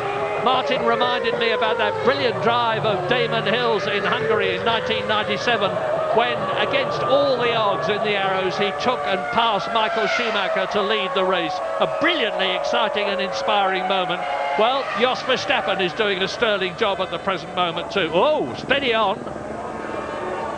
He's just coasting it downhill. That's Juan Pablo Montoya. He's getting it away from the track, very sensible indeed, into a position of safety where there's no danger of it being held as Barrichello, Coulthard, Michael Schumacher. The gap between them in total 2 seconds on lap 43 out of 71. Over the line they go to complete the lap into their 44th lap. So Michael, the quickest one that time around, the gap down to just 0.6 of a second now, and back on board with Heidfeld, your current 12th place man. Remember, he stalled on the grid, and that's why he's already a lap down in this race. Took him a long time to get those 4 cars running. Safety car out initially. Heidfeld really struggling to keep the back end of that car under control as he is chasing there. That is Villeneuve, so quite wise chasing. That's because he's a lap behind. Yeah, so lap 44, both the Ferraris very much in the hunt. Only one of the McLarens with Hakkinen out. Both the Saubers are still running with Raikkonen very much in the points. Both the BARs are running with Panis in the points. Only one of the arrows, that of Jos Verstappen, is running. Both the Jaguars, Eddie Irvine is in 7th place and Pedro de la Rosa is still running. There's the Ferrari men coming out into the pit lane. This is going to be the first pit stop for one of the top 3 contestants, Barrichello and Schumacher, and there is the Michael Schumacher, 3rd position, and Barrichello stays out as he comes up behind the Jaguar. Yes, and he's going to get a clean run up the inside, so that works out well for Barrichello. He'll lose a bit of time having to turn in early, but can Coulthard and David and Michael Schumacher clear the Jaguar before turn 2? Any little tiny piece of traffic, and there's a bit of gamesmanship, isn't it? They've gone back in again. Any tiny piece of traffic, look, and it has delayed them slightly, is absolutely critical at this stage. As James said, the pit stop will be critical and the in and out laps will be equally as critical. Panis in from 5th position. The gap between him and Verstappen was 22 seconds. The gap between him and Raikkonen ahead of him was 11 seconds. And so there is Jean Alesi coming in the Prost from 9th position, as out goes the BAR of Olivier Panis. Looks like a good stop that. 5th position, he may well have retained the... No, I don't think so. I think that Verstappen's probably got through, but Verstappen, of course, has got to make another stop, whereas Panis will not. And James, can you update us? Well, Murray, you called it a piece of gamesmanship. It's exactly what it was, the Ferrari mechanics coming out. McLaren guys looking ready to respond. It's like a chessboard. They know, these mechanics down here, they know that they could well decide the outcome of this race. It could swing any one of 3 ways. Fantastic atmosphere. I can't remember a race which would hinge just as this will hinge on the pit stop. Well, there is Panis back in the hunt in the Honda-powered BAR. Both the Jordans are out, of course. There's 4 Honda-powered cars, the 2 BARs and the 2 Jordans. A tremendous battle between them all the way through the season, because they both want Honda patronage next year. And Jordan, I would have said, had got the best chance, but BAR are doing best here, and Ferrari are out again. And then we didn't see the last lap, but Barrichello lost a half a second to both Coulthard and Schumacher. There you can see they're much closer, and I don't think they're sandbagging this time. I believe one of the Ferraris will definitely be in the pits this time around. Which one will it be? Verstappen is in the pits for his 2nd stop too. Will it be Barrichello? Will it be Michael Schumacher? There's 9/10 between the 3 of them. How far can Coulthard go on his fuel? And it's Schumacher. Schumacher in the pits. From 3rd position. Now it is up to Rubens Barrichello and David Coulthard to really get the hammer down now to try to improve their advantage as Michael Schumacher stops. If I was Ferrari, I'd be asking, James, can you tell us anything? Well, looking about 9.3 seconds would be an ideal stop, pretty quick. That was a really nice stop. He's in the game. He's really in the game here, guys. Yeah, remember they're 2/3 the way through the race, so they shouldn't be too long for fuel, James. But if I was Ferrari now, I'd be asking Barrichello to ease up on this next lap and try to hold Coulthard up if they want to bring championship leader Michael Schumacher into play. Yeah, it's a tough one for Paul Rubens, of course. He's supposed to have equal rating with Michael Schumacher, and you can see the Sauber there of Kimi Raikkonen, who was in 4th place. They got a left rear wheel problem. It's cost him, I would think, at least 10 seconds, that, and it will have prejudiced his chance to stay ahead of Olivier Panis as he exits the pit lane. Yeah, he was about 10 seconds ahead of Panis. We'll see where that shakes out, but Coulthard really needs to get on it. Coulthard's lost a half a second in the middle part of this lap, crucially, and I think I saw a bit of traffic in the background, so not a great lap then for Coulthard, just when he needs one. And the 2nd Ferrari's in the pits, Murray. Barrichello straight in at the end of the next lap. And good moves there by Ferrari. David Coulthard, who won the Brazilian Grand Prix and has been in the points in every other race this year, leads in Austria. But as I've said in the past, it's a false dawn because Rubens Barrichello has made his stop. Michael Schumacher has made his stop. We're on lap 48 out of 71, and David Coulthard has yet to come in. He's got to really, really hit it in this lap. Well, it's all down to the drivers then for the Ferrari team. No more pit stops. They can, of course, play the team tactics over the radio. But can McLaren now pull out some kind of supersonic pit stop? How far can David Coulthard go on his fuel load? There's Michael locking up a right front, I would imagine, into turn 3 on his out lap. Running a little bit wide, look. Yes, on the grass. bad. If that's the outlap, it's a replay. We don't know exactly when it was, but not what Michael needed. And is David Coulthard coming in? No, he is not. David Coulthard, and in comes Jacques Villeneuve from 7th position in the VAR as Lacey goes through. Here is race leader David Coulthard, and he's just done the fastest lap of the race. He's really pushing it. 1 minute 10.8 under 1 minute 11.7. 1 minute 11 seconds, and that is an absolutely terrific race. Super fit David Coulthard. He's really got his dander up, and after that bad race that he had in Spain last year when he fought his way through after a bad start up into 5th position to get 2 points. Louise Goodman. I stood here with Juan Pablo Montoya. Juan Pablo, a race full of highs but ultimately lows for you. What went wrong in the end? We lost hydraulic pressure and we lost the gears and throttle and everything. I got an alarm 2 corners before, and I knew that was going to be. Tell me about that incident with Michael Schumacher. Oh, you know, he braked quite late. I braked late as well when I saw he was going to go for the outside. When I went to press the pedal a bit harder, the pedal was a bit long. It's been long all weekend, and just like the rear tires, and ran wide. Thanks for talking to us. Well, Rubens Barrichello is still ahead of Michael Schumacher. David Coulthard is still ahead of both of them, but has yet to come in as Eddie Irvine in the points does so in the Jaguar. Are Jaguar going to get their first World Championship point this year? Let's hope so, but Coulthard won 10.9 that time around. Not quite as quick as the lap before, but still significantly quicker than Schumacher or Barrichello. And this could just play beautifully into Coulthard's hands. Michael, we think, made a mistake on his outlap. That's why he's ended up the second of the Prix, some 3.4 seconds down he is at the moment. So that gives Coulthard a bit of breathing space. But yes, look, here they come. Can they launch Coulthard back onto the track ahead of Barrichello? Schumacher slightly out of play at this time. Traffic in the way. Crucial lap. What drama as the McLaren mechanics with the tyres in the heaters when they brought them out. They've got those heaters off now, and Jean Lacey is in front of David Coulthard. He must move over and let the McLaren through, or David Coulthard is being balked and loses time, and he gets past as he comes down to turn 8 in this 9-corner circuit and into the pit lane inside the white line. And that is Rubens Barrichello, who is in second place with Michael Schumacher behind him. David Coulthard. James. It's going to be very marginal, we all know that. He had a 25.2 seconds lead, but of course his stationary time will be less. He's taking less fuel on board than the 2 Ferraris did. Did he do enough on his in lap? He's revving the engine, gunning the engine, 8.0. He might well do it. Well, he's down the pit lane now. He's at the speed limit at the moment now. Look for the Ferraris on the right, and it looks as though David Coulthard is going to do it. He's coming up to the uphill section, and I cannot see the Ferrari yet. Yes, look, David Coulthard still leads. Barrichello is second. Schumacher is still third. Now, David Coulthard has got to get the remaining heat into those tyres, but it looks to me as though he is safe. He's now lap 51 out of 71. 20 laps to go. If David Coulthard wins this race, it is going to be an absolutely magnificent drive. From 7th on the grid after that bad qualifying session yesterday. But now all the top 3 men have completed their single stop. He'll be 3 or 4 corners, getting his tyres up to full operating temperature, understanding exactly the car that's underneath him.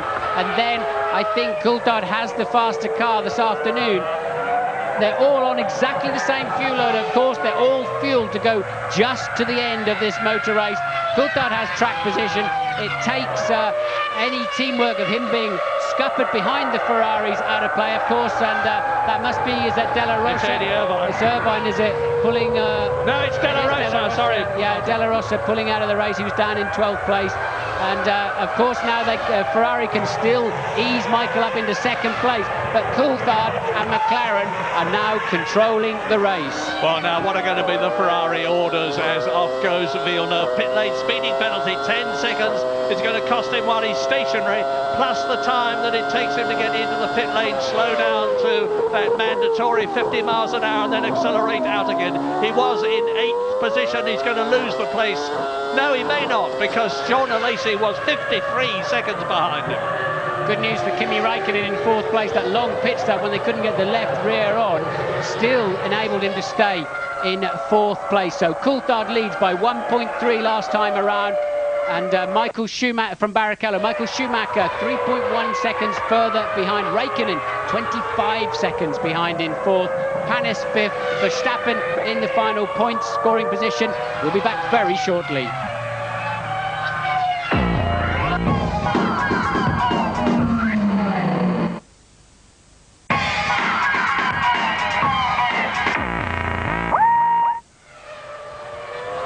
Lap 54, replay, and Michael Schumacher nearly goes off. He's just managed to collect the Ferrari, but he's lost time. And Rubens Barrichello is on a tremendous charge. Look at him, second place, and he's only a second behind David Coulthard. Look back, and you see Michael Schumacher. What are going to be the Ferrari team orders? Are they going to let Rubens Barrichello stay ahead?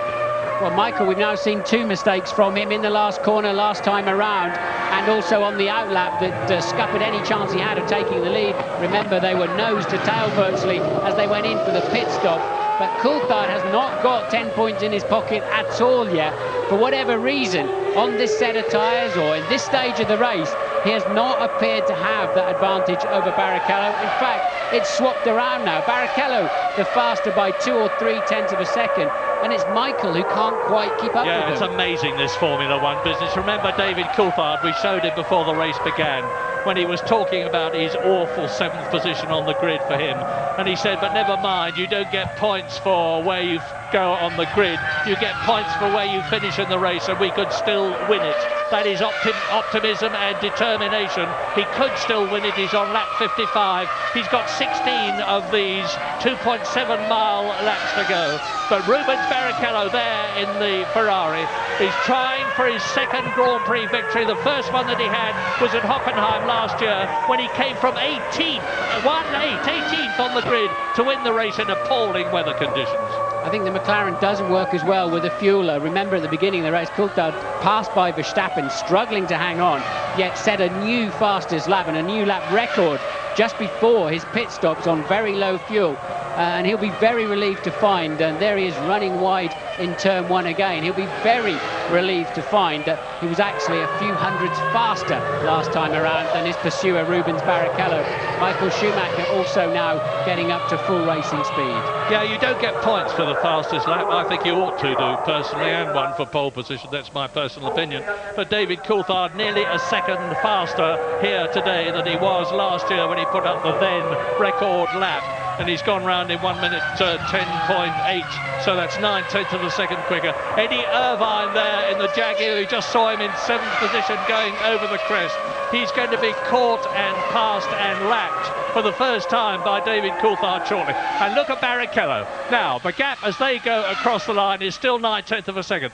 Now, is Eddie Irvine going to move over and let the flying two first through? Well, he'll get the blue flags, and there's been a little bit of needle between Irvine and Coulthard recently. They've accused each other of blocking in qualifying, and David's felt Eddie did not let him through as easily as he might have done while he was lapping him in previous races. We'll see what happens this time around. But Barrichello and Michael Schumacher now was at 1:11 for half a second quicker than Coulthard. Coulthard's got his work cut out. I think we're seeing a little bit here also of it's much easier to chase than be chased, especially on this racetrack. The fine line between loads of grip and the limit of the racetrack and a dusty trip through the gravel traps is absolutely tiny, and Coulthard then trying to keep it on the road, but those Ferraris are not going to let him have it easily. Right on, lap 57 now out of 71, 12 of the 22 starters left. David Coulthard, Rubens Barrichello, Michael Schumacher, you see them together in the same shot. Kimi Räikkönen is 4th, Olivier Panis is 5th, Jos Verstappen is 6th, Eddie Irvine still just out of the points, 7th position, yet to be lapped, he's about to be lapped. Villeneuve is 8th in the second BAR, Alesi is 9th, 30 is in 10th position, and now Barrichello is right with David Coulthard, and for the record 11th is Button and 12th is Heidfeld. The rest have retired. Coulthard losing 8 tenths to Michael Schumacher and over half a second to Barrichello. He lost momentum in the last corner with the Jaguar in front of him.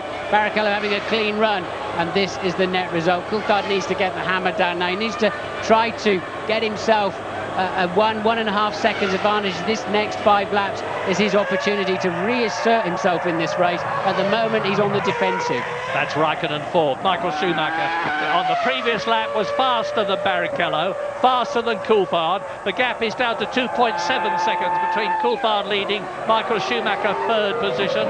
Ferrari on 10 World Championship points, McLaren on 10 World Championship points, Coulthard on 10 World Championship points, and championship leader Michael Schumacher on 4 World Championship points. It could still all change. But Kimi Raikkonen there is looking good for another points position. He finished in 6th place this year in his first ever Grand Prix in Australia. He really is a man to watch, and the rumours are that Ferrari are after him.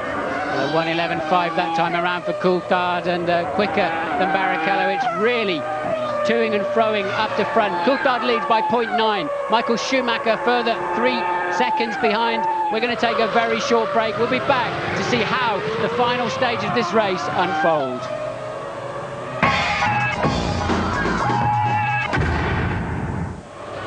Laps to go, about 12 minutes for the Austrian Grand Prix, and David Coulthard, you can see the gap there now as he turns into turn 3 between him and the Scarlet Ferrari of Rubens Barrichello, with Michael Schumacher starting to close on both of them. It could be, and probably will be, a cliffhanger finish. Barrichello gets a sniff of Coulthard out of 1 towards turn 2. He's much quicker under braking for whatever reason, is the Ferrari on the McLaren.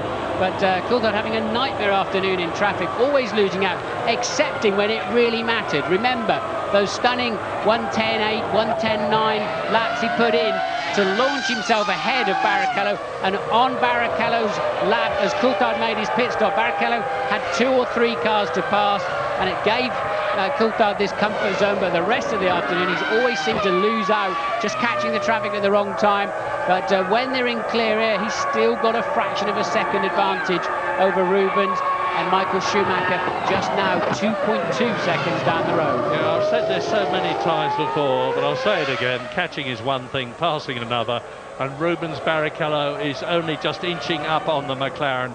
And David Coulthard, who's a very wily campaigner, he's driven in a heck of a lot of Grand Prix in his time, and he can make that car in his 113th Grand Prix with all his experience and determination, knowing that if he can finish first, he's going to have 4 more World Championship points than finishing second. Can make that car very wide and make it very difficult for Barrichello to pass him, in which case Barrichello could then have Michael Schumacher in his wheel track. So it's Ferrari second, Ferrari third, McLaren leading. Magnificent drive. Poor Mika Häkkinen must be sitting in the garage now, looking gloomily at the monitor and thinking that could have been me. But he has had his day. World champion in 1998, world champion in 1999, and David Coulthard has deferred to him not only in the championship but in the race many times in the past. He richly deserves to do well, and my goodness, isn't he doing well? 7th on the grid, 1st in the race. That's what I mean about turn 2. Look how late Barrichello is on the brake. I wouldn't really want to swap places with Coulthard right now. This is massive, massive pressure. The whole of the corporate world of McLaren and Mercedes-Benz, and a couple of $100 million worth of annual budget sitting on his shoulders. He's got to drive it on the ragged edge. One slip and he'll look silly. If he cruises too much, he's going to be eaten alive by the 2 prancing horses that are menacingly galloping along behind him. Can Coulthard keep his head under pressure? He has done before. Can he continue to do it for the final 8 laps of this race? And then will Ferrari, if Barrichello can't have a go at Coulthard, will Ferrari make him yield and give an extra 2 points to Michael Schumacher? P2 to Barrichello, and that is his board now. But let us not forget Michael Schumacher, 3rd position, and on the previous lap he was half a second faster than either David Coulthard or Rubens Barrichello. He still is inching up. The gap between himself and David Coulthard is 1.5 seconds on lap 64 out of 71 on this very slippery track. Out of the race goes Jenson Button in the Benetton. Up come the fire marshals with flames licking out of the exhaust outlets. They need to get the fire extinguisher on that very rapidly indeed before it takes hold, although it may be just an oil fire. I heard barbecue sales have been very strong in the UK over this lovely sunny weekend, and Jensen decided to join in with you. From 12th position, only 11 left now. Heidfeld is left, he's 11th, he's been lapped twice. Bertie is 10th in the Prost, he has been lapped twice. Alesi is 9th, both the Prosts are still running, he's been lapped twice. Jacques Villeneuve is 8th and has been lapped. Irvine is 7th and has been lapped. Jos Verstappen is 6th and has been lapped. Only 5 cars are on the same lap, which is lap 64, and 3 of them are virtually together. This is the replay of the engine locking up and spinning Jenson Button out of the race, engulfed in flames at the back. They die down pretty quickly. He's out of the car, he's okay. Engine sees there may be some oil, and that is Luciano Berti then spinning himself out in turn 1. That is not where Button went off. I'm wondering if there's any oil where Button went off. To let Heidfeld through, and they were on the same lap. So the Saubers are now 10th position for Nick Heidfeld and 4th position for the magnificent Kimi Raikkonen, as Michael Schumacher is now bearing down Joe Ramirez on the left. The veteran man at McLaren is one of the top people in Formula One, absolutely enthralled with how his man is doing. His man being David Coulthard, lap 65, and the Scot from Twynham with the Salter proudly on his helmet. I cannot find the words to say what a superb job David has done and is doing to resist the pressure now. But now we're getting to the crunch point. Is Rubens Barrichello going to move over and let Michael Schumacher take up the attack? Because Schumacher is lapping faster than Rubens Barrichello, only a 1/10 of a second or so, but every 10th counts. Turn 1, Coulthard, turn 1, Barrichello, turn 1. That's how close it is. Michael Schumacher. Isn't it amazing? 3 different drivers, 2 teams, a totally different philosophy, different engines. The whole ethos of Formula One is you must create your own car, and that's why they're so different despite very tight regulations. And yet still 66 laps into the race, we've got 2.8 seconds between the 3 cars. They are so close, so evenly matched. Yeah, and how McLaren have closed up on Ferrari. James Allen. Ferrari technical director Ross Brawn sitting on the pit wall. He has a button for each radio either side of his belt. He pushes the button, he speaks to both drivers. He's been talking to both of them constantly, but Barrichello must be dreading the push on his button, which is going to tell him to move over out of the way. They've done it before here. They did it with Irvine 2 years ago, as I recall, just to get an extra couple of points for Michael Schumacher. There can be no doubt they're going to do it today. Not half as much as Button and his button, because he was out of that car like a jackrabbit when he saw that the back of it had caught fire. Rightly so. Luciano Berti is being caught to be lapped by Raikkonen. Raikkonen in 4th place, another sterling performance. Luciano Berti down in 11th position, and the Finn goes through. The Brazilian driver moves over, and Rubens Barrichello just puts his left rear off the track onto the grass, raises a puff of dust. He may have lost just a 100th or a 10th of a second. That will help Michael Schumacher. There he is, turn 2, 40 miles an hour. Down goes his foot. On comes the traction control, limiting the revs that get through to the rear wheel as much as is necessary. And look how close it is now between 2nd and 3rd. 2 Ferraris together. I say again, 10 World Championship points for the Ferrari team. 10 World Championship points for the McLaren team if they stay where they are. This is lap 67, 68, 69, 70 and 71 to go. Very little time left. I think David Coulthard can do it. Just a couple of tenths on this lap. Obviously had a bit of a difficult corner somewhere in the middle sector of what is a very short lap, of course. So Coulthard 1.6 second lead last time around. It's clearly significantly less this time, down to 1.1. So Coulthard having a bit of a scrappy lap, a very poor final sector. And Coulthard once again, Murray, back under pressure. Yeah, back under pressure, but he is the man to resist it. He knows that that clear track ahead of him means that he can choose his line. He's not got any problems in closing up on people at the present moment. If he can keep it cool, stay on the racing line. The speed differential between the McLaren and the Ferrari is not enough. Maybe we're going to see why it was a scruffy lap, although I think this is up into turn 1. and it was in the middle sector he lost it. But I think it's just one of those slow-mo replay jobbies they like to give us to just check we're on our toes, Murray. But Coulthard again then slower in the first sector of this lap. We'll be getting the second sector up on our computers anytime soon. Doesn't look too bad for him, does it? No, but both Rubens Barrichello and Michael Schumacher have gone faster in that sector by 0.2 of a second than David did. You can see now, you can see the amount of tarmac between the McLaren there and the two Ferraris behind him is diminishing. But that's another lap that David has completed, another lap that he has not got to do. He's on lap 69 now. He's only got this one and the two others after it to complete the lap. Now, have we got a new fastest lap again? No, it's still David Coulthard. 1 minute 10.8. 1.8 seconds only separates the top three. Raikkonen is 38 seconds behind the leaders fourth. Panis is 47 seconds behind the leaders fifth in the BAR. Jos Verstappen has got Eddie Irvine catching him. There's only 5.2 seconds in it, and Eddie Irvine is doing it at the rate of half a second a lap. It's not enough. It looks as though Arrows are going to get that World Championship point for sixth place, and that Jaguar are not.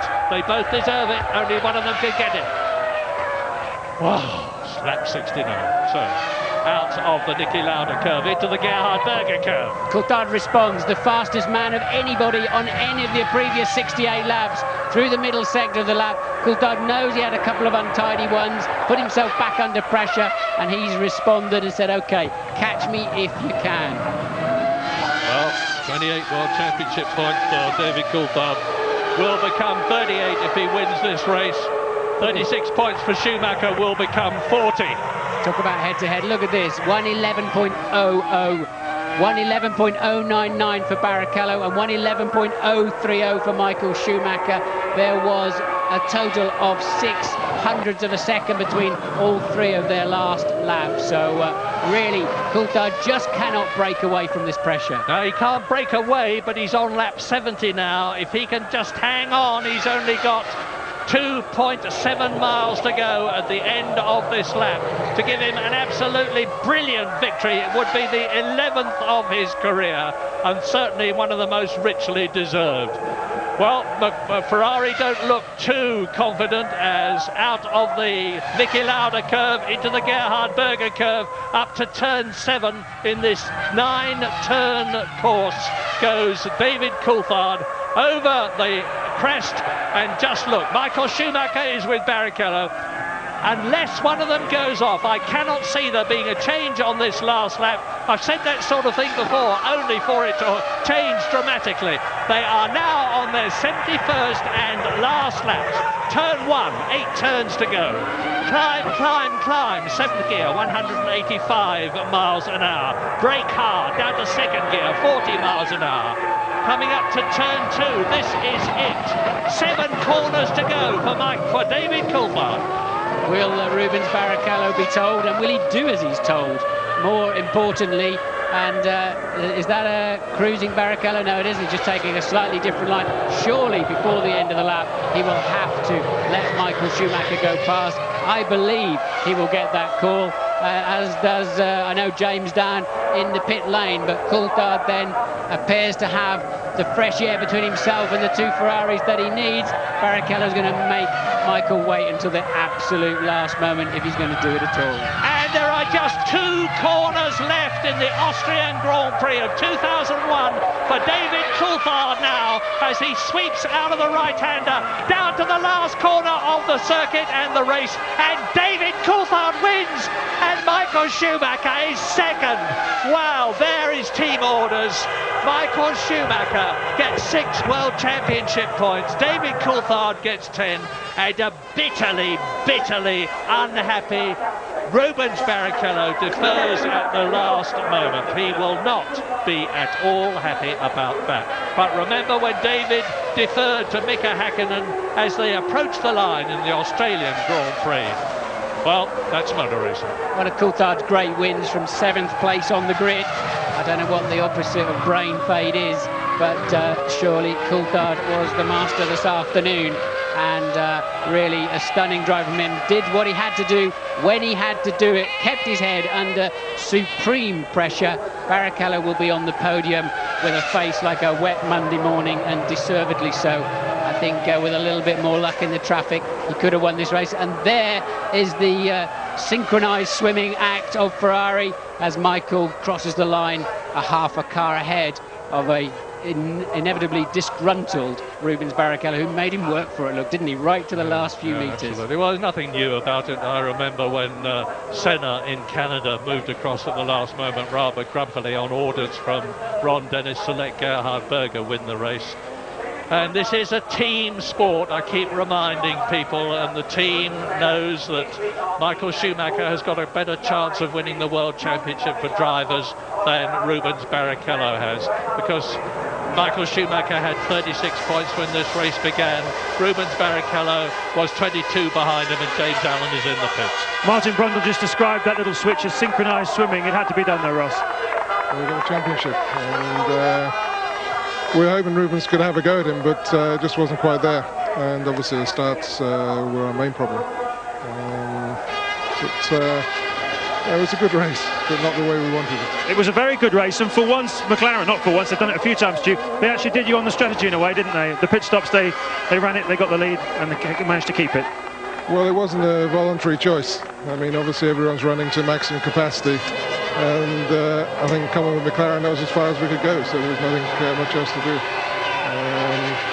And Montoya obviously screwed Michael's race, so we wouldn't have been in that position, but it's a road racing, so we'll recover.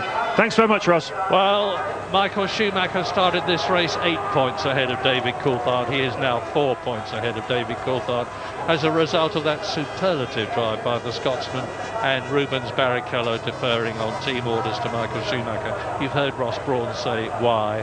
Barrichello is still in 3rd position and Ralf Schumacher is still 4th. Nick Heidfeld is still in 5th position and Jarno Trulli is still 6th. But really that's of academic interest. From now on, it looks as though the 2001 World Championship, as we go to Monaco in 2 weeks' time for the 7th out of 17 races, is going to be down between Michael Schumacher and David Coulthard. Driver of the day, David Coulthard, that's part A. Part B, driver of the day, Kimi Räikkönen, just 40 seconds behind the leaders in his Sauber Petronas, with of course the customer Ferrari engine in at 4th place there, as I said. So Räikkönen, a stunning day, and well, they don't look such bad friends after all, do they, Coulthard and Eddie Irvine? And Villeneuve coming, another good mate of David's, and coming in, everybody wants to shake his hand. Yeah, that's the 5th World Championship points for the Sauber team this year. And I bitterly regret some of the things I've said about the team and them not expecting them to do well this year before the season began. Well, Rubens Barrichello, you can look at his eyes. He's not happy. He's not happy at all. Why should he be? Why should he be? He drove a terrific race. He was ahead of Michael Schumacher. Joe Ramirez taps him on the shoulder. Jean Todt has a word with him. What do you think the word was? Maybe the check should be bigger next time, Rubens. Yes, well, I don't think Rubens, like a lot of people, is interested in money, but he's interested in prestige. He'd got ahead of Michael Schumacher. He was staying ahead of Michael Schumacher. But I say again, and you heard what Ross Brawn had to say, there is a World Championship involved, and Michael Schumacher is more likely to win it than Barrichello is. It matters to Ferrari, it matters to Maranello, it matters to Fiat, of course, who are the money behind Ferrari. So it is understandable, even if it is very bad news for Rubens Barrichello. But wonderful, wonderful news for David Coulthard, his 11th victory. Terrible news for Mika Häkkinen. Olivier Panis finished in 5th position and has again beaten his teammate Jacques Villeneuve. And it was a very close thing in the World Championship for them, because Panis was in 11th place and Villeneuve was in 9th position, and Panis should have actually moved ahead of him. In the Constructors' Championship, there is now 18 points between Ferrari and McLaren, as there was when this race began. Williams, of course, have scored no points. Jordan has scored no points. Sauber, in scoring, are close right up to Jordan, just 1 point ahead. Well done, David Coulthard, up onto the podium. His 11th win, a great race for a great Scottish gentleman. and the British national anthem for David Coulthard and, of course, for the McLaren team.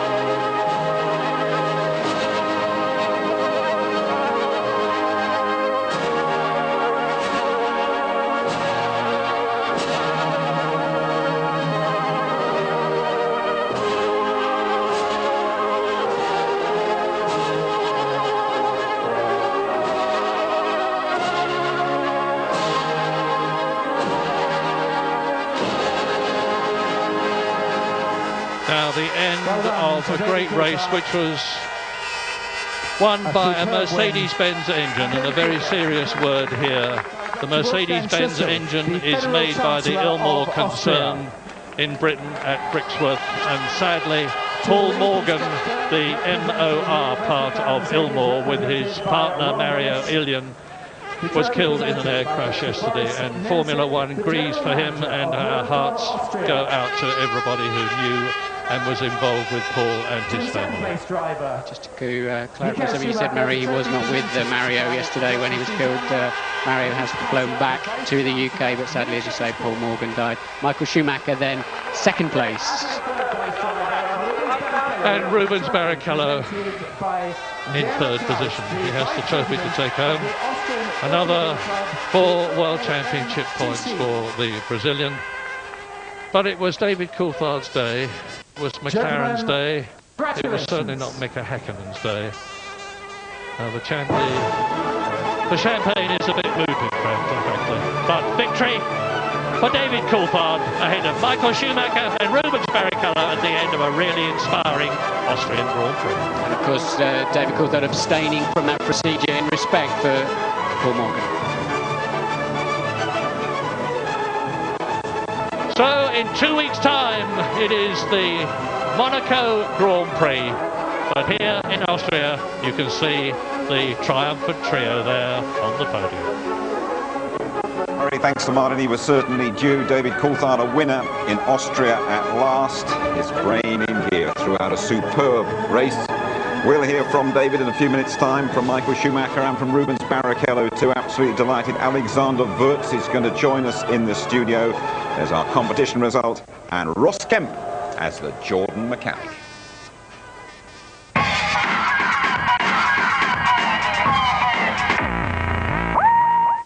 Welcome back to the A1 ring. David Coulthard has kept up his charge to become champion of the world with a brilliant victory here in Austria. Let's just confirm the top 6 for you. David Coulthard, 10 points for him. Michael Schumacher just nipping past Rubens Barrichello in the last 30 metres or so. Second and third, the Ferraris. Kimi Räikkönen, Rookie of the Year beyond any doubt, scoring more points for Sauber. Olivier Panis registering 2 more for the British-American racing team. And Jos Verstappen, the Dutchman, making his point for the Arrows. And this is how the championship looks after 6 rounds. Just 4 points separates Michael Schumacher from David Coulthard, so consistent all season. Rubens Barrichello in third place, Ralf Schumacher fourth, then Heidfeld and Jarno Trulli. Absolutely delighted. Alexander Wurz, native Austrian, McLaren test driver, is joining us. You must be very, very pleased the way things have gone for your team today. Oh yes, it was a fabulous race win. I must say, even in Barcelona already we had a really good strategy, but also today it worked brilliant for David. The team did a great job, and I really want to congratulate all the team, but especially also the people back in Woking, because they are preparing the base for us, and we are scoring wins. That's great. We're going to look back at some of the key moments of this race in a few minutes' time, but let's get straight to the press conference. It's going to be really interesting to hear from the top 3 drivers. Here they go. David, Mika Häkkinen said earlier today that it's a very sad weekend for McLaren, but at the end of it you brought at least some cheer to the team. Yeah, and that's just to explain why I wasn't spraying the champagne for those at home who don't realise we lost a very important member of the team, Paul Morgan, this weekend, and winning this Grand Prix I think is a big boost for everyone in the team. Now, looking at the way the race ran, you ran an incredibly long first stint, longer than anyone else, and then you emerged in the lead. Was that the tactic from fairly early on in the proceedings? Yeah, from where I was in the grid, obviously having qualified 7th, it was important to start heavy and just to have the options open depending on how the race went. I was able to lean the engine out early on after the first few laps and save quite a few laps of fuel, as well as obviously with the safety car, and that enabled us to go quite long. David, thank you very much. Michael, you didn't have the dream start to the race. From pole position, you were led away by both Williamses. Can you put your finger on why you dropped back? Not really. We had some kind of problem. Certainly the car didn't start in the way it was supposed to start, and basically I did a manual start afterwards because there is some kind of problems, but I'm sure we will find out. And it's, you know, all these systems are still very new, and like we have seen with David, something happened to him in Barcelona with these systems. Now it happened to me, and I guess a few other people will still get surprises until everything is really reliable. Having worked your way up to second place after your brother retired, there was then the moment with Juan Pablo Montoya that took both of you off the circuit. Could you talk us through that move? I was a little bit upset, obviously, because there was no way he could make that corner, and all he was trying to do is to take me with him out of the circuit. And I mean, he was lost anyway, and to do something to me, then I thought it wasn't really what he should have done, because I had to go into the grass. I couldn't turn in. I nearly hit him. So it wasn't ideal, but that's the way it had gone, and I'm sure, be sure I will have a word with him. But that meant that I was, I think, in 6th or 7th position, and I had to work my way through the traffic, which wasn't easy because the Michelin drivers had problems with their tires. So it would have been normally sooner or later I would have passed Juan Pablo, but the other guys were on Bridgestones, and that was much more difficult. I had to wait until they did a few mistakes, and then I took my chance to Panis and to Raikkonen, which both behaved very accurate, and that allowed me to come back into the race and pick up to the two guys in front. Michael, thank you very much. Rubens, you were second until the last corner, and then you pulled over to let Michael through. Why was that? The team has asked me to do that. You're very unhappy about that? No, I'm unhappy about the situation. I was winning almost the whole Grand Prix, and then of course David went longer, and I lost the race basically like that. That's why I'm feeling unhappy. Thank you, Rubens. Dave. Here we are, McLaren team boss Ron Dennis is now waiting to have a word with us. Good afternoon, Ron, and many congratulations on David's success today. You must be pleased with that, and I know what is a very bitter sweet weekend for you all down there. I can hear nothing. Oh, Ron, I'm sorry. Can you hear me now, Ron? Is Jim Rosenthal in the studio? Hello, 1, 2, 3. OK, we've got 1 or 2 problems getting through to Ron Dennis. I'm sure we'll sort that out very shortly for you. I don't think we're going to have too many problems, Tony, just having a look at the start of this race. I'm sure Ron Dennis won't be too happy to see it again, because Mika Häkkinen, one of 4 drivers left stranded. I mean, you look at it from the aerial view there, massive blockade because at 5th place, truly, towards the front of the grid. Then you had Heidfeld, then you had Häkkinen behind him. Look at it from the rear view as well. Everybody did brilliantly to avoid those massive concrete chicanes just sitting there like that. And it just goes to show, you know, the gizmos not working, the frailties we've been talking about in the electronic systems, left people just sitting there. And Michael's just revealed that he had to go for a normal start. He couldn't use his launch control. How much harder is it, Alex, for you to start the car with launch control? When it works, it's not hard at all, because you just take the finger off. But it's a bit hard for the driver's mind, because you have to rely 100% on the system. But we see, I mean, here the pictures are, everything went fine here, but it was quite close. As you say, everyone reacted quite quick, the marshals with the yellow flags. Here you see it works brilliant on Ralph's car, on the Williams. Both Williams go away. But it's not easy, and as Michael said, it needs a lot of time to work on this system. Sure, we've re-established contact with your boss, Ron Dennis, down there. Ron, welcome to the show. I know it's a very bitter, sweet weekend for you, this. Yeah, weekend of mixed emotions, really, and obviously there's nothing that you can really say when you lose an important member of the team.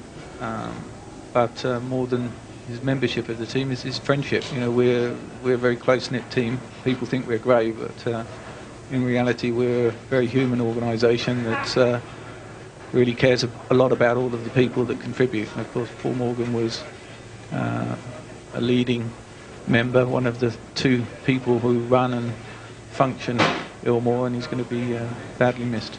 And David Coulthard has already paid tribute to him in the press conference. Of course, all our sympathies go to Paul Morgan's family and friends. But to move to the race, Ron, which I would like to talk to you about, we're talking to Alexander Wirtz here about the start and about what happened to Mika Häkkinen there. What are your views on that? Well, I think you managed to get me into trouble last time, actually. But so I'm not going to jump into saying what we think it is at the moment. We don't have absolute certainty as to the cause.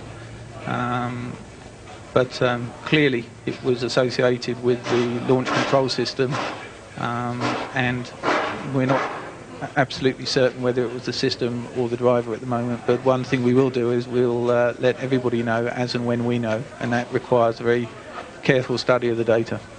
Okay, I won't pick your brain any further on that one then. But what about the way David Coulthard drove to victory here for your team? I mean, terrific concentration on, particularly in those last dozen laps or so. Indeed, you know, we obviously had a pretty poor grid position, and that meant we had to really go as long as possible. When we were stuck in the traffic, we conserved some very valuable fuel that allowed us to push very hard in the 3 or 4 laps that separated Ruben's pit stop from David's. Enabled obviously him to take the lead, and then he really did a great job at pacing himself to stay in the lead. Of course, it's actually the most difficult place to be in a race, is in the lead. It's the area where you can definitely make mistakes, but it was a faultless drive. He always looks very comfy when he's out there in front. And Mika Häkkinen, when we spoke to him about his World Championship chances, said very honestly, it doesn't look too good, does it? Are you getting to the stage where you're going to put all your eggs into the David Coulthard basket? No, because we're in the business of winning races, and you know, we're very fair with the guys. We've always made it quite clear that we come to Grand Prix, we try to win, and it's only when it's mathematically impossible or realistic evaluation of the numbers tell you that it's unlikely, and in that situation we step in, because we're here to win races and the World Championship. But it's a little early, and of course the circumstances that we have in our team is we can in fact give team instructions at any stage, even the first Grand Prix, but you know, that takes away the spirit of the driver's commitment. You know, they want to win, and it's not right for us to intercede in that process unless the circumstances require it, and we're just not in that area yet.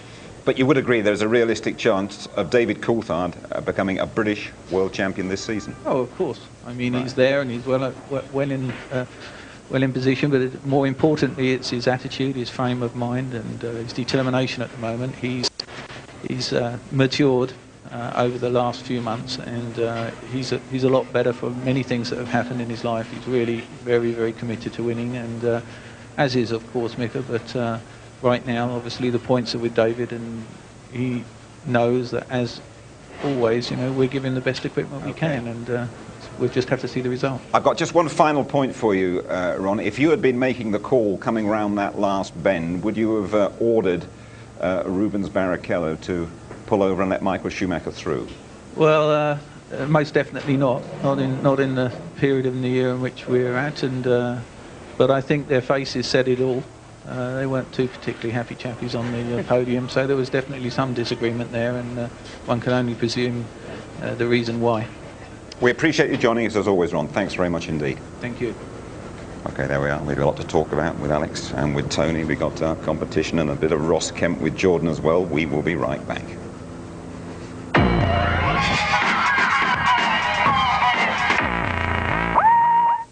Beautiful evening still in the Styrian Mountains in southern Austria. David Coulthard has scored a very big victory here for McLaren. Tony Jardine, it looked as though Ralf Schumacher was going to be in with a great shout after his terrific start, but unfortunately the Williams gave out.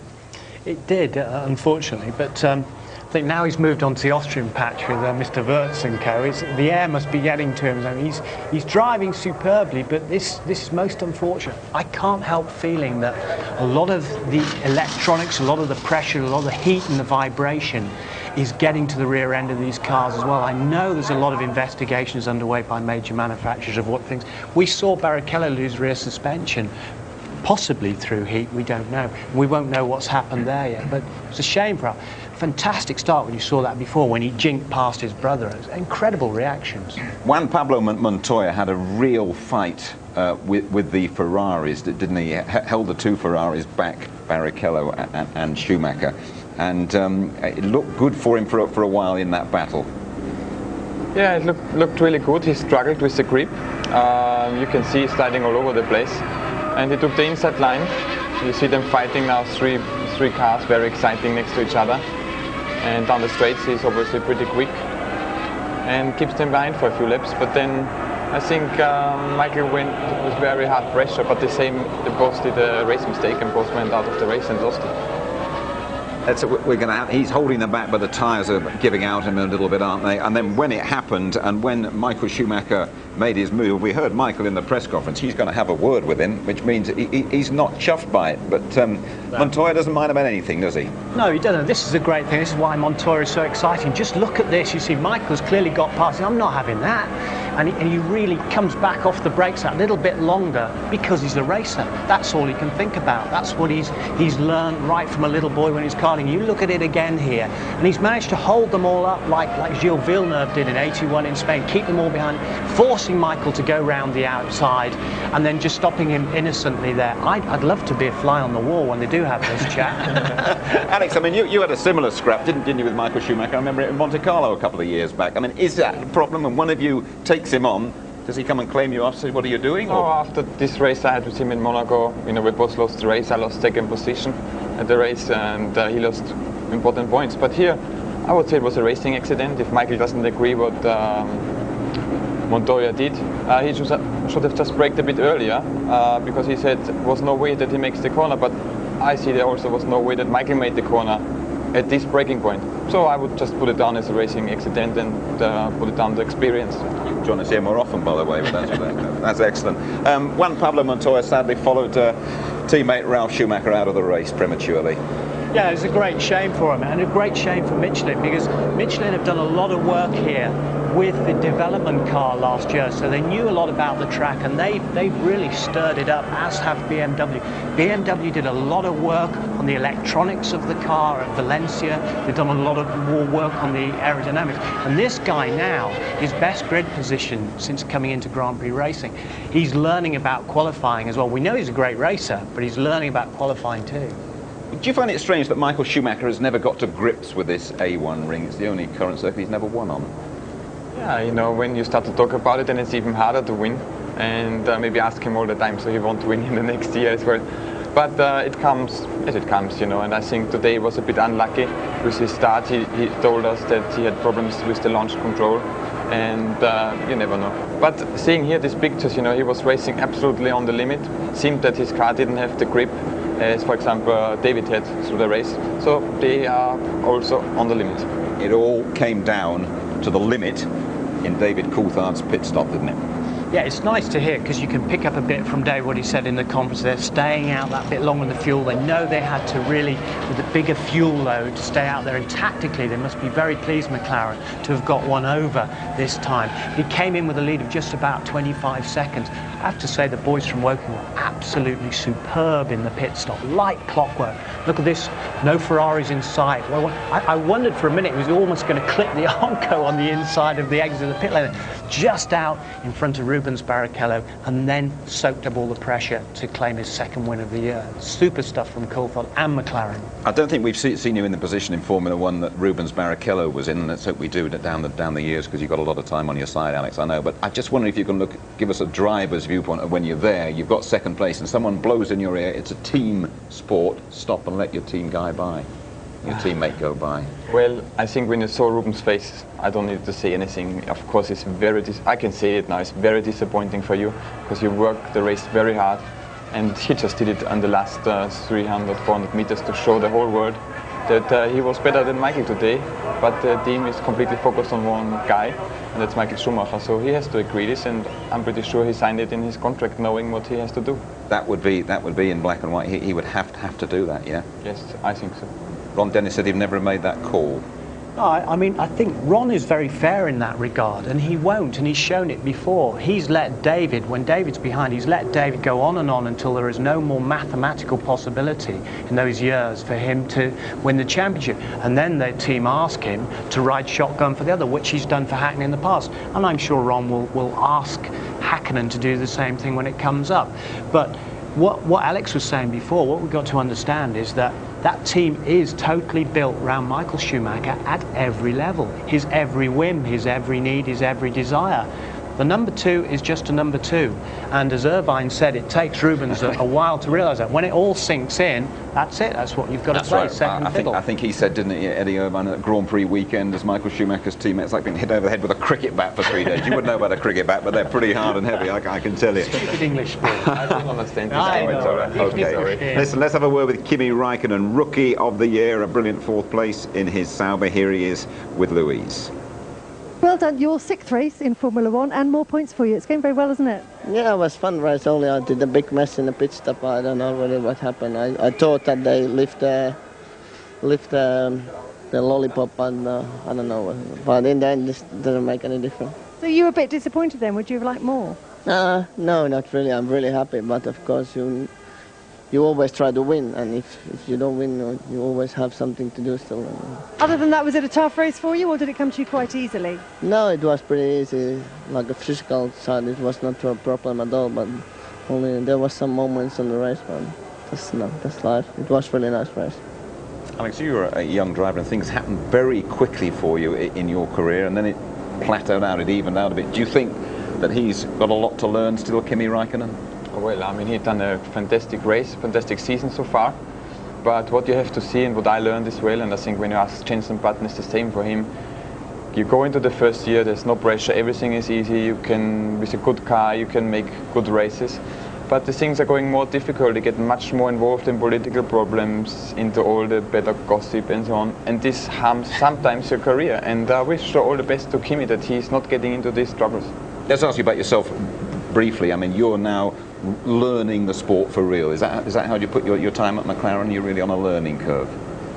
Well, you know, I was 3 years in Formula 1 with Benetton. I started very well, similar to Kimi, and then everything went a bit more difficult. And then I decided to go to McLaren, follow the footsteps of Olivier Panis, and I must really say I'm not regretting the decision at all. I'm really happy. I'm much closer to the actual heart and bit of Formula 1 I was looking for. I mean, at McLaren they really treat all the drivers the same. There's no number 1, number 2, or number 3 in my case. And I'm really happy down there. And of course, my dream would be to race for them, and I'm working on this. But so far, the best for me. Okay, thanks, Alex. Well, Alex talking about Jenson Button there. His race ended up in a bit of a barbecue. Here's Jenson, and it's with Louise again. Jenson, it was barbecue time at Benetton today. Yeah, it wasn't really the best day, was it? The race wasn't going too bad actually. We're on the pace of the Jaguars and also the Prix, so we were quite pleased with that. And running up to the pit stop, it was working quite well. And then afterwards, we had a few problems and couldn't really get on the pace again. Then after turn 4, I had a problem at the rear of the car, and that was the end of my race. What was the problem? Do you know? I don't know exactly. Obviously, they'll be finding out. The car isn't back yet, so. But no, it's pretty abrupt, and I'm not really sure what the problem was. But it's obviously something we've got to sort out pretty quickly. Keep saying they're going to sort it out. When are they going to do it, Tony? I don't know. It's not getting any better at the moment. They're all working absolutely flat out. And again, Alex knows how good the boys are. And they've still got spirit in that team, remarkably, because there's a lot of long-stager guys who've stayed around there. But Jenson keeps finishing behind Fisichella all the time in the qualifying sessions, running behind him in the race. And I don't know whether it's getting to him or not. It doesn't seem to be, but Alex knows what he's going through, and it's a tough time. Now, Alex, you do a lot of other things, don't you? You know, mountain biking, and you've been climbing up in Everest or the Himalayas and with Sherpa Tenzing's son. What's that all about? Well, we went to the Himalayas. You see some nice pictures here.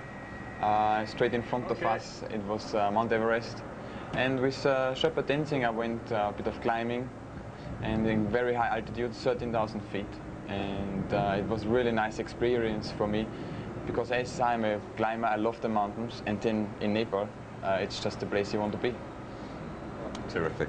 Listen, we appreciate you coming and joining us today. You come back again, Pleasure. won't you? Thanks very much indeed, Alex. Okay. Now then, Ross Kemp has taken on a touch of real-life drama. He's building towards a role with the Jordan pit crew at the Silverstone Grand Prix, the British Grand Prix, in mid-July. Here in Austria, Ross Kemp has been learning the hard way behind the scenes. They have been working him hard too.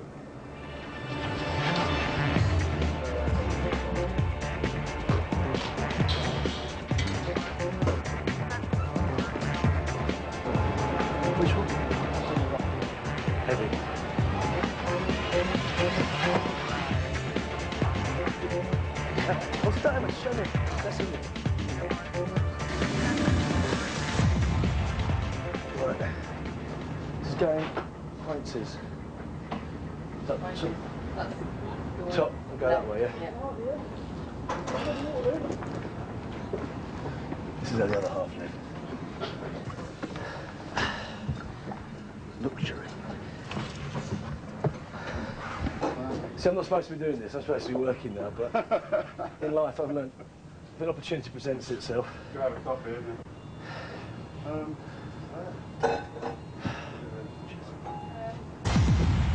If I breathe into this, do I get arrested? What's the reasoning behind this then? Eh? Right, what it is, between these two trucks here, because usually we haven't got enough room. Right. Yeah. Depending on different tracks, you're fighting against space all the time. When we've got all the tyres mounted, we need somewhere to put them. So what we do is we put a tent between these two trucks. Got it. So we need an exact distance to work from. Oh, right, and that's what does it? Tells you. So we want them around about 4 metres. It's a ruler. Now, Russ, 4.03. What do you need? We're on around 4. Not bad, is it? 3 centimetres out.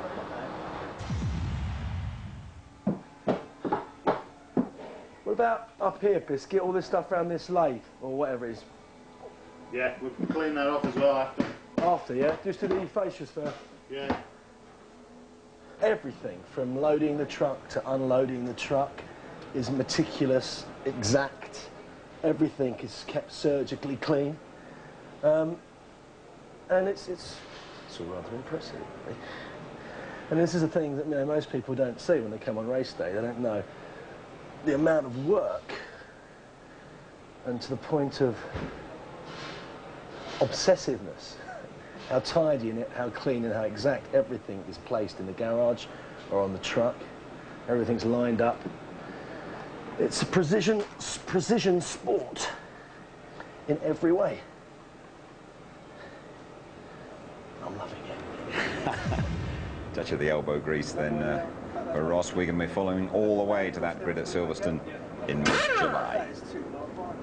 Now, as promised, the result of our competition, combining the twin peaks of European football and Formula One. Remember the prize, it's an absolute cracker. VIP trips to 2 great sporting events, the Monaco Grand Prix, and before that, the UEFA Champions League final at Milan San Siro Stadium, Bayern Munich against Valencia. Now, 2 Scots have won at Monaco before, Stewart and Coulthard, but we asked you which Englishman last won in Monte Carlo. Was it A, Johnny Herbert, B, Nigel Mansell, or C, Graham Hill? And the answer, Graham Hill, way back in 1969. Our winners, Mark Charlton from St Helens and Nicola Cunnington from Brighton. Well done, Mark. Well done, Nicola. Enjoy 2 fabulous occasions with ITV. Keep in touch with all the F1 news on our ITV website tonight. There we are then. Watch out for the highlights tonight. We'll be back in Monte Carlo in a couple of weeks' time. Well done, David Coulthard. Bye-bye from us all.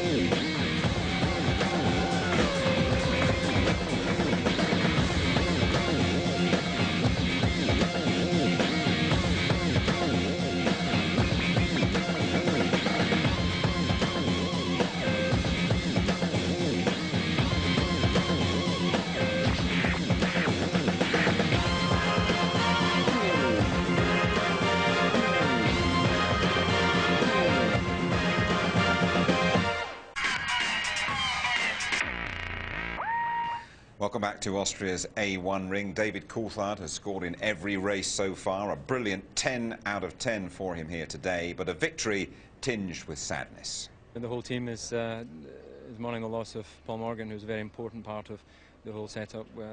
He started Ilmore along with Mario Ilian, so that's obviously tragic weekend in that respect. And I think this is a perfect end in terms of what we could have done here at the track. And life goes on, and we're going to continue our battle for the championship. And it's obviously, from purely racing terms, we're very happy to have won this Grand Prix. Tell us about the end of the race, Michael. We all understand the logic of your teammate pulling over, but how do you personally feel when that happens? I mean, personally, I like to overtake him and prove that that I'm faster, but our speeds are so similar, and Rubens did a very good race, so I was able to, I don't know, I had 3 or 4 seconds of a gap, and I was able to drive within 1 second, and that's it. You're stuck there because aerodynamics get influenced, and you can't go any further.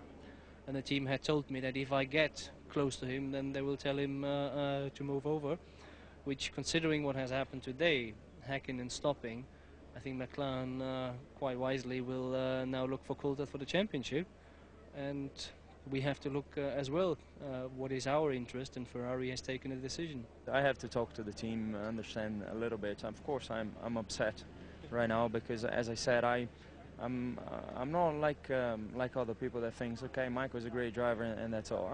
I have my qualities as well, and I think I'm doing a great job to be a number 2 to Michael. That's all. I have just to understand the situation. I wasn't hoping for that before the race, but that's the way it went.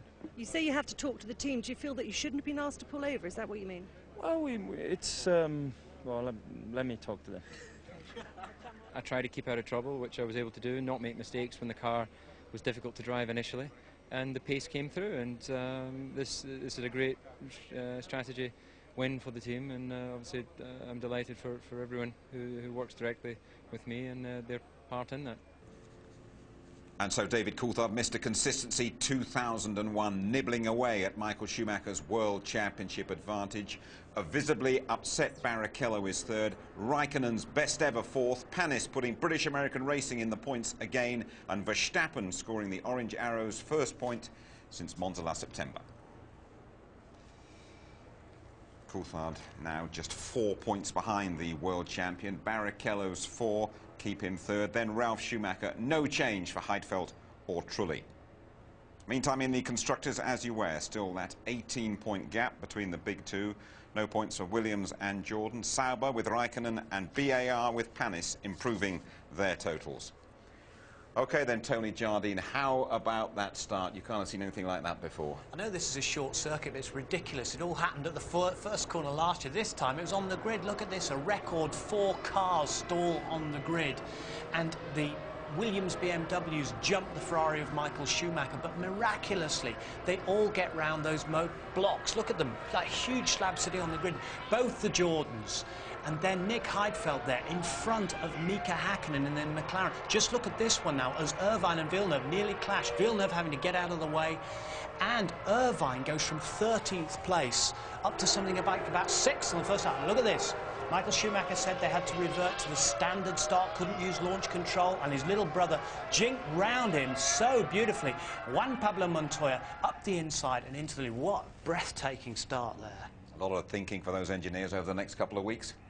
Yeah, a tremendous amount. It's all about reliability. I mean, these electronics, the cars are just packed with them now. They're little rocket ships, and all these little microbes and chips, they've all got to be coordinated. Fantastic battle between Juan Pablo Montoya, the newcomer, and the old gun Michael Schumacher. What did you make of it? Well, I think Juan Pablo was defending his line very well. It was a bit like some 81 and Gilles Villeneuve in the more powerful car, but not handling so well, holding them up, but quite legitimately. Now look at it from this angle. Schumacher has to go around the outside. Bit of respect there from Schumacher after Brazil. After all, this is the man, the Colombian, that dived inside him and took the lead away from the Brazilian Grand Prix. I better hadn't get too close to him, give him a little bit of room. But, of course, Juan Pablo, he's a racer. He didn't want to give way. Now look at it again. He comes off the brakes just at the last moment, saying, I'm not going to let you through. Quite harmless at the end of the day, but Michael is going to go and see him, and that's going to be interesting. It all came down to McLaren's pit stop. Could they get David Coulthard in and out quickly enough to win the race? but they'd fueled up to the maximum that they were going to and stayed out that little bit longer, and David really did get the hammer down and set some fastest laps, which gave him that time. He came in with 25 seconds gap. The McLaren mechanics did a brilliant job and a great strategy from Pat Fry, from Steve Hallam and everyone. And you still can't see the Scarlet Ferraris now as David Coulthard comes back. There, you just see Rubens Barrichello coming into view. That must have been a great moment in the McLaren pit when they knew he's kept the lead. He did a superb job, didn't he, David Coulthard, with those two Ferraris hunting him down and the tyres not working particularly well either.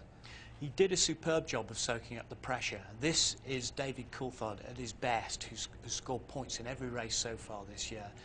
Nursing the car, getting the best out of it. The car was hopeless in qualifying. They lost the balance totally. They got it back today, though. We think here that he could well be the world champion this year, don't we? Well, we don't want to do a Murray, do we? And say he's going to do it, put the curse on him, but he's just got to keep going along like that. I'm sure psychologically it's building beautifully, and coming up to Monte Carlo, where he won last year, it's going to be a superb battle now with just 4 points in it. End of Häkkinen's world title hopes, remote hopes here, do you think? Well, his manager, Keke Rosberg, the 1982 world champion, said, forget it, son, it's all over. It's surely all over now. But until it is mathematically impossible, he will be allowed to race on. It really is strange, isn't it, that Michael Schumacher just cannot win at the A1 ring? It's a bogey circuit, it's a jinx circuit. He let something out of the bag on Friday. So it's so difficult for me to get the balance of the car and get the setup right just here. And he always overdoes it. Again, he was running wide, wasn't he? He went into the gravel a couple of times during the race. When you're his teammate and there are 100 metres or so to go and you're ahead of him, you have to yield. When you're his teammate, you understand that everything is built around Michael Schumacher. The voice comes through on the radio, the voice that you dread of Ross Brawn, move over please, sunshine. Michael needs those 6 points. And, you know, Rubens has fought very hard. He gets third place. He got third last year from 11th after Michael went off. All that hard work, and he just has to give it away. Oh, it's terrible. Yeah, it's a heartbreaker for him, Tony Jardine. Thank you very much indeed. OK, next stop for us is Monaco. Qualifying live on the Saturday at 11:30. Build up to the race starting 12:35 on the Sunday night. Just have a look at that. The highlights are on ITV2 on the Sunday night at 10:30. ITV2, 10:30 on the Sunday night. As always here on ITV, just after midnight. Right then, we head for Monaco, home for David Coulthard. A repeat of his win there last year will do just fine. Good night.